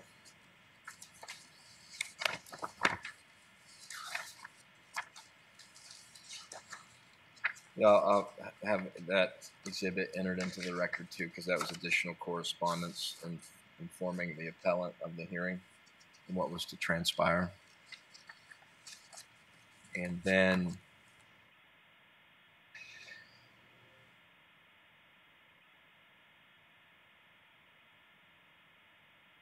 skip item 501-185 of the Administrative Code, subsection C, exclusion of witnesses. Under item D, the commission will consider any preliminary motions. I take it at this point, in representing the department, you would make a motion to dismiss the appeal. Correct, Your Honor. I'd move to dismiss. Sorry, Mr. Chairman, I move I to. can go with Your Honor. It's habit. Sorry, it's old habit. I'd move to dismiss under NAC 501.179. So is everyone clear that we have a motion to dismiss the appeal as a result of the appellant's failure to appear at this hearing under the prior, and that dismissal would be with prejudice, which means he doesn't get to come back again. It's final and over. Okay, so no, I was just clarifying what we have by the department. So if anyone wants to make a motion, or I'd make a motion, that we dismiss the appeal from Mr. Svenkara pursuant to NAC 501.179, dismissing the appeal with prejudice for his failure to appear at the hearing at the request of the department, which was made by motion pursuant to NAC 501.185, subsection C. I would second that. Before I call for the vote, I don't know if I need to get there, but it also seems that the basis of the appeal was for the commission to exercise its discretion to lessen the penalty. So I don't believe, even if we went forward, that the request or the relief that the appellant seeks is something that's available under applicable law because of the nature of the gross misdemeanor conviction and the resulting demerit points. So that was probably going to be the end result anyway. Although, everyone clear on the motion? All those in favor signify by saying aye. Aye. Opposed? Motion carries 9-0, dismissing the appeal of Mark T. Svenkara with prejudice. Thank you, Mr. Stockton. We'll move on to agenda item 18, 2020 and 2021 commission meeting schedules. Secretary Wasley, for possible action, the commission may take action to approve a schedule of meetings and locations for calendar years 2020 and 2021. Mr. Wasley. Thank you, Mr. Chairman. There is a draft schedule in your packets covering the years 2020 and 2021. And just, I guess, to briefly review that, the January/February meeting is presented as a Reno location, the primary item of business, typically big game seasons and regulations. Then again in March, we would potentially meet down here in Las Vegas. back up in Reno for the May big game status report quota setting meeting. The June and August meetings are oftentimes the rural opportunity for rural outreach and engagement. In 2020, we can see that Yerington is a proposed location for June and Elko is the proposed location in August. In 2021, those two locations are proposed as Winnemucca for the June meeting and Tonopah for the August meeting. The balance of the meetings are shared between Reno and Las Vegas in a manner consistent with how they've most recently occurred. Certainly this is a draft proposal to the Commission, and the Department is happy to modify it depending on the direction and desires of the Commission. Mr. Chairman, sorry to interrupt you, but I helped put this draft together. And then when White Pine County cab member Mitch McVickers came to the podium and he talked about the projects we're doing in White Pine County, we're going to have a huge improvement at Cummins Lake. They're working on a trap range right now. We're continuing to work on a long range shooting range with them. We will have about $1 million in grant money spent out there for the betterment of sportsmen all over Nevada, eastern Nevada, and people come from Salt Lake City and other places, as we heard last week when I toured over there, to recreate in that area. And Las Vegas area also goes up there quite heavily. With the projects we have slated to complete in Ely, it would probably be good timing for August 2020 or August 2021 to go see all the work we've put into White Pine County. And I apologize for not catching that when I helped put this together, but like I said, when cab member McVickers stood up there, and I just like, boy, we missed an opportunity if we don't show off what we're doing. We're going to Ely later this year, are we not? I believe. Kakarov, again, for the record, we are, but they won't be done.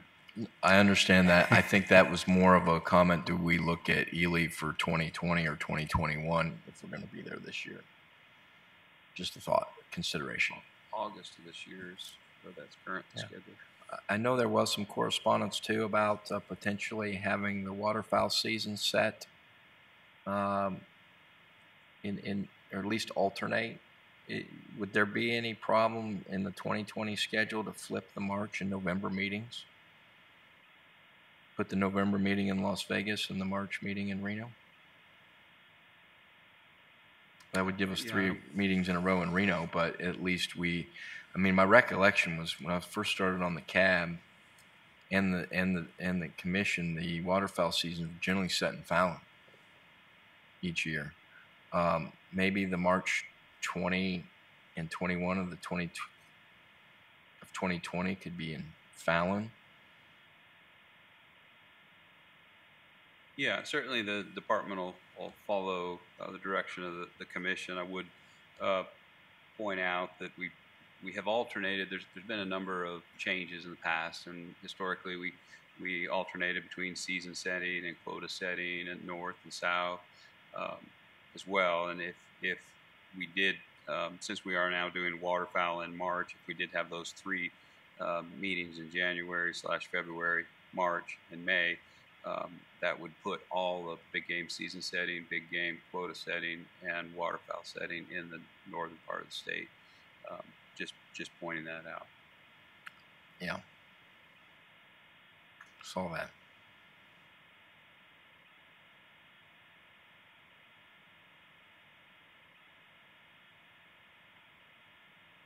Well, any further comments? I mean, it is an action item, so let's hear from the public on this, starting in Reno. Public comment on the 2020 and 2021 commission meeting schedules. Yeah, Mr. Chairman, this is Doug Martin. I have a suggestion. I heard what Mr. Wassley just reported, and perhaps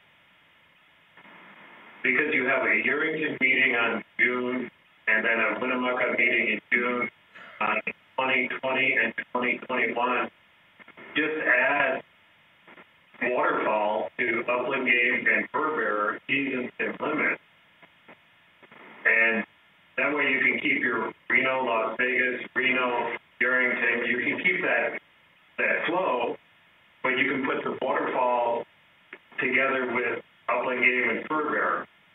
And to point out, Russell indicated that one of his concerns is to coordinate with upland game, and I believe Russell is still and is the fur bearer biologist in the state. So perhaps that would be a good way to have waterfowl setting in the north and also provide continuity between upland game and waterfowl. Thank you.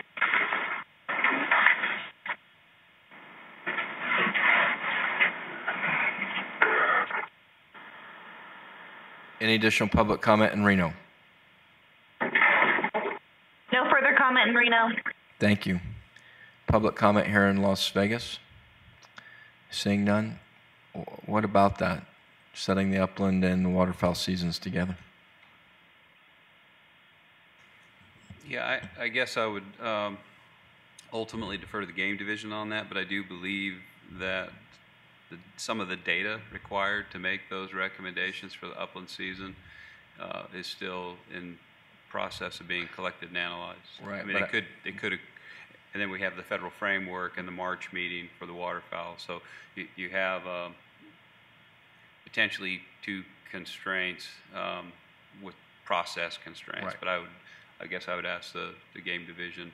I guess my main question would be, can you move the waterfowl season setting back to the June meeting, or does that create problems in getting that? You know, I don't know what happens after this in terms of the federal framework, or if the department turns it over to Russell Wilson, Department of Wildlife.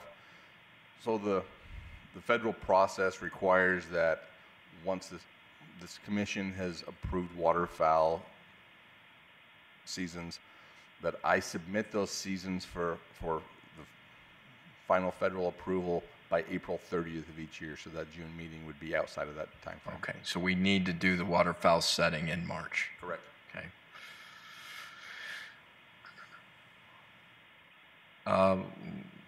What about, I think the big game seasons and quotas, to my knowledge, well, at least since I've been on the commission, the camp's always been in Reno. Is there any appetite to have one of those occur in Las Vegas, or does that present problems? Mr. Chairman? Yes. I believe the first year that I was on the commission, we had big game season settings at Boulder City. I think you might be right. Pretty good. For someone who uses the term satchel for a briefcase.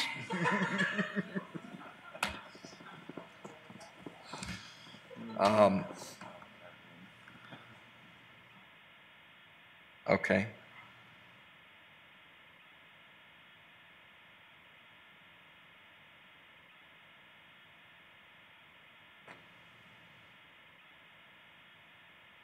All right. Any further discussion? I think where I would be headed would be maybe in the 2020 meeting schedule. You flip the January and March meetings so that you do the big game seasons and regulations in the South, Las Vegas. Do the waterfowl setting in Reno within the remainder of the schedule as is. And then the 2021, you could keep it as is, where you do the waterfowl seasons down here and the big game seasons up in the north. And that kind of gives, perhaps that could even be a framework going forward, where one year we set big game seasons in a southern location and waterfowl in the north and vice versa as that alternates. But I'll be gone by then, so. In fact, you guys can do whatever you want with the 2021 seasons, because I'm not going to be around then either.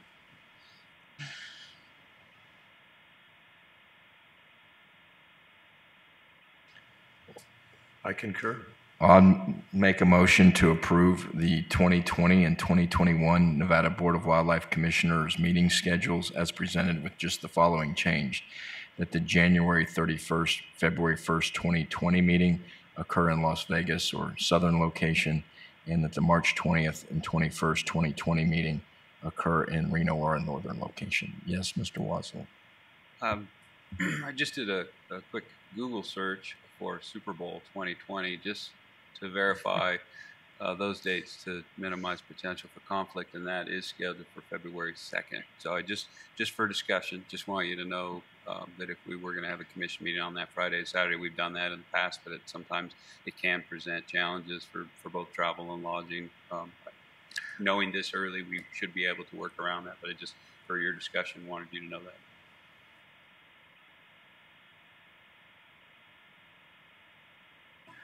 Sorry. No, I think having a commission meeting in Las Vegas on Super Bowl weekend, I might stay Saturday night. No, I don't know. I'm concerned about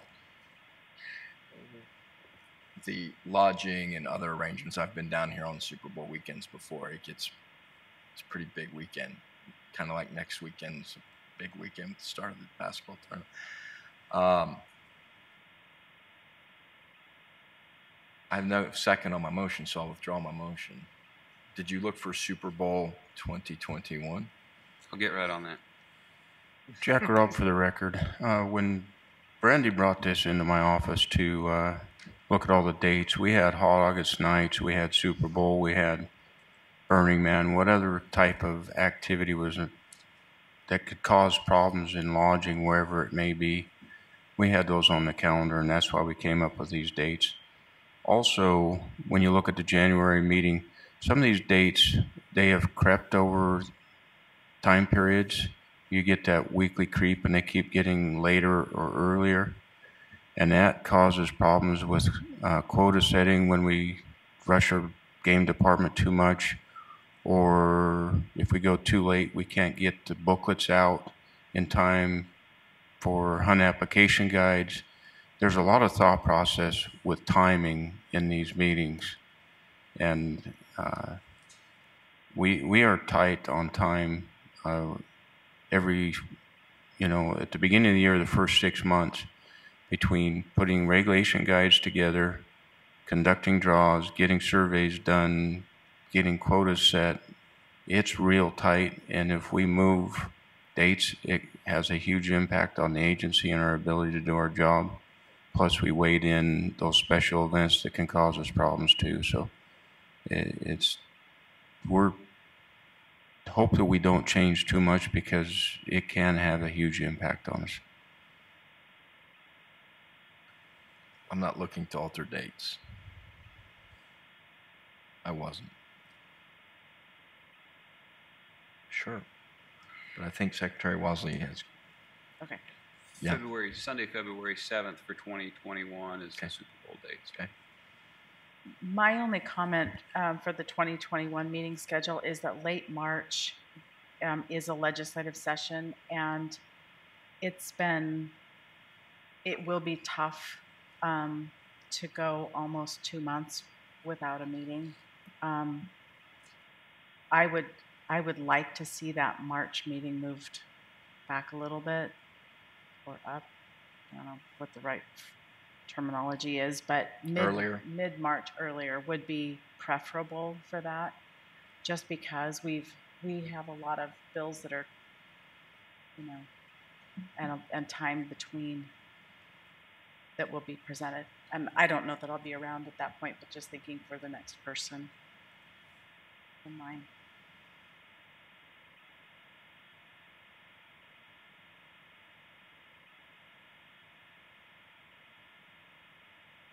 You'll still be there, I'll still be here. I think, in 2021. 21. I'm on a 3-year term. I'm almost 2 years into it. The time flies. We'll see. Deputy Director Robb, would it impose if we move the 2020 season setting dates for big game a week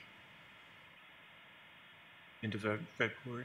2020 big game 1 week Yeah, earlier. later.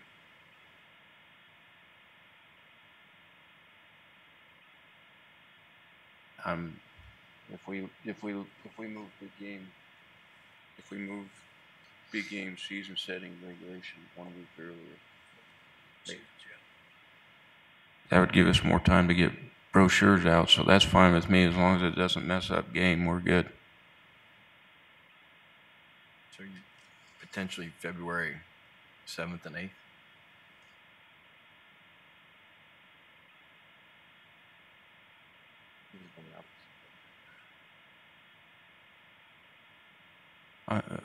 February 7th and 8th? Yeah.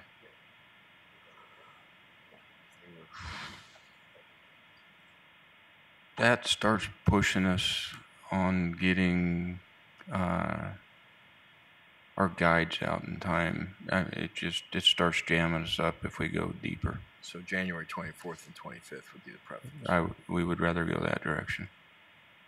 And then do we get in trouble with having too many meetings in 2019? That would technically be in 2019, right? No, it'd be 2020. This is Brian Stockton. You can go up to 9, so.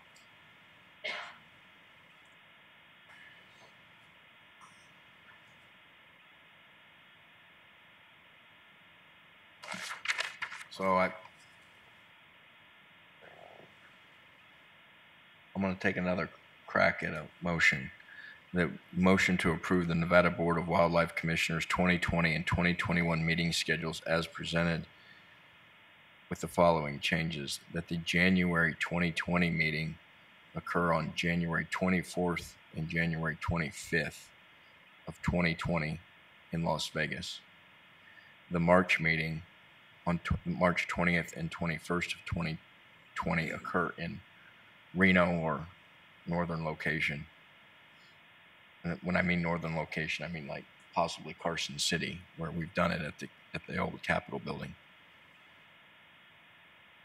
And that the 2021 meeting schedule, the March meeting be on the 19th and 20th of 2021 to move it up a week earlier in light of the legislative session.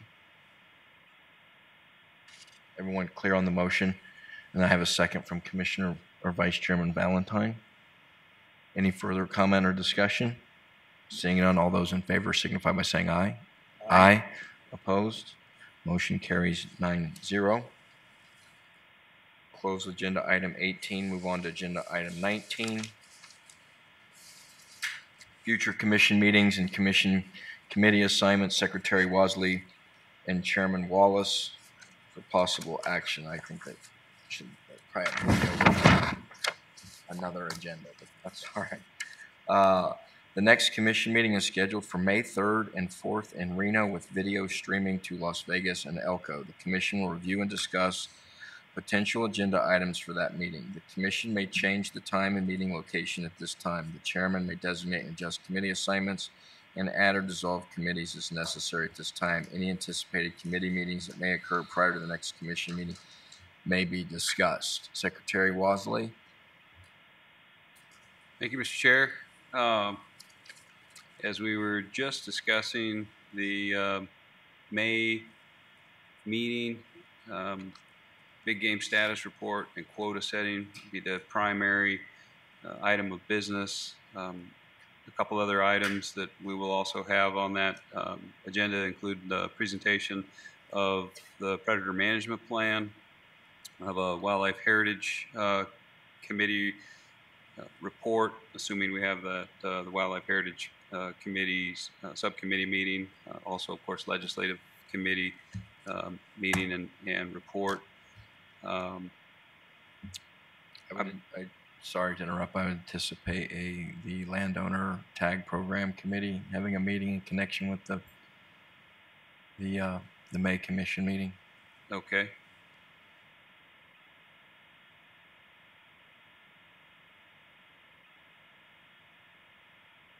We can also, if it's Commission's desire,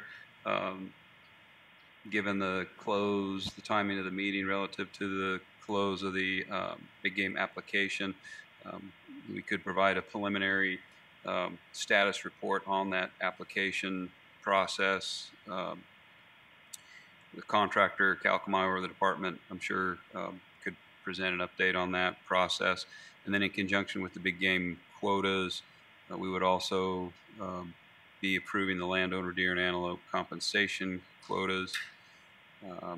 And that meeting also coincides with the public service employee recognition efforts, and we'd like to call attention to employee tenure at that particular meeting. I think that concludes majority of what I have on my list for that meeting, Mr. Chairman. Thank you. I don't know if I had anything else. My recollection is Saturday's pretty much taken up, consumed by the quota setting.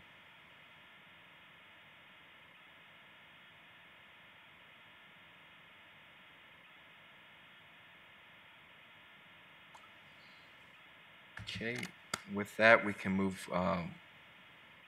Now I have one question. I thought during legislative years sometimes we have done a commission meeting in April for one day, and sometimes that's done via 2 locations in video or telephone conference. If we need to do that, are we just going to? That would be limited to legislative items. I think that the need for that will probably be known more next week. And I guess if at that point in time when we see the items come out, I can contact the department to try to just say, let's get the meeting on schedule for April. Absolutely. And our commission schedule that exists and has been published and long standing on our webpage indicates a single day telephonic meeting to address those legislative items. So we'll certainly work with you, Mr. Chairman, and legislative subcommittee. And the legislative committee is meeting in about, not next week, but I believe the following week. So we'll know more as the legislative session unfolds as to scheduling that one-day meeting. Right. We have meetings scheduled right now for March 26th and April 15th week. So I would expect it would be after the April 15th week meeting. All right. Can you send me those dates? Thank you. All right. We'll then move on, close that agenda item, move on to agenda item number 20, public comment period. Persons wishing to speak are requested to complete a speaker's card and present it to the recording secretary. Public comment will be limited to 3 minutes. No action can be taken by the commission at this time. Any item requiring commission action may be scheduled on a future commission agenda. Public comment in Reno. Yes, Chairman Johnston, this is Rex Flowers representing myself.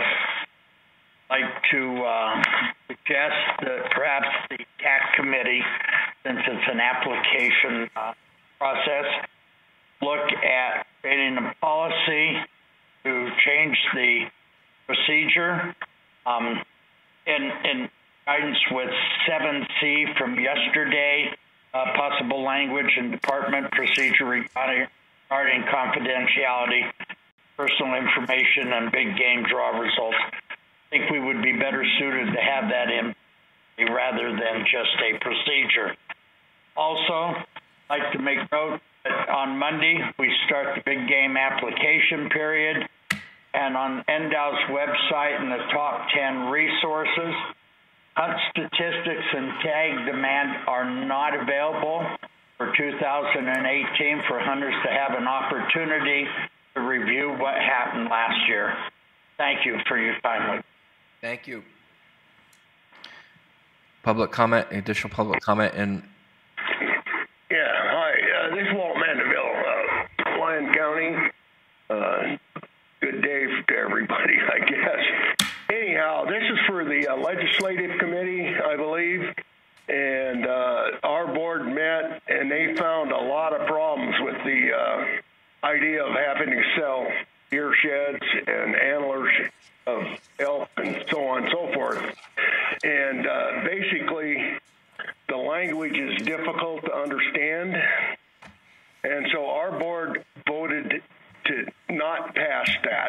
AB 74 to be against the passage of that bill. And that's all I have. Thank you. Thank you, Walt. No further comment in Reno. Thank you. Public comment here in Las Vegas. Seeing none, we will stand adjourned. Thank you all.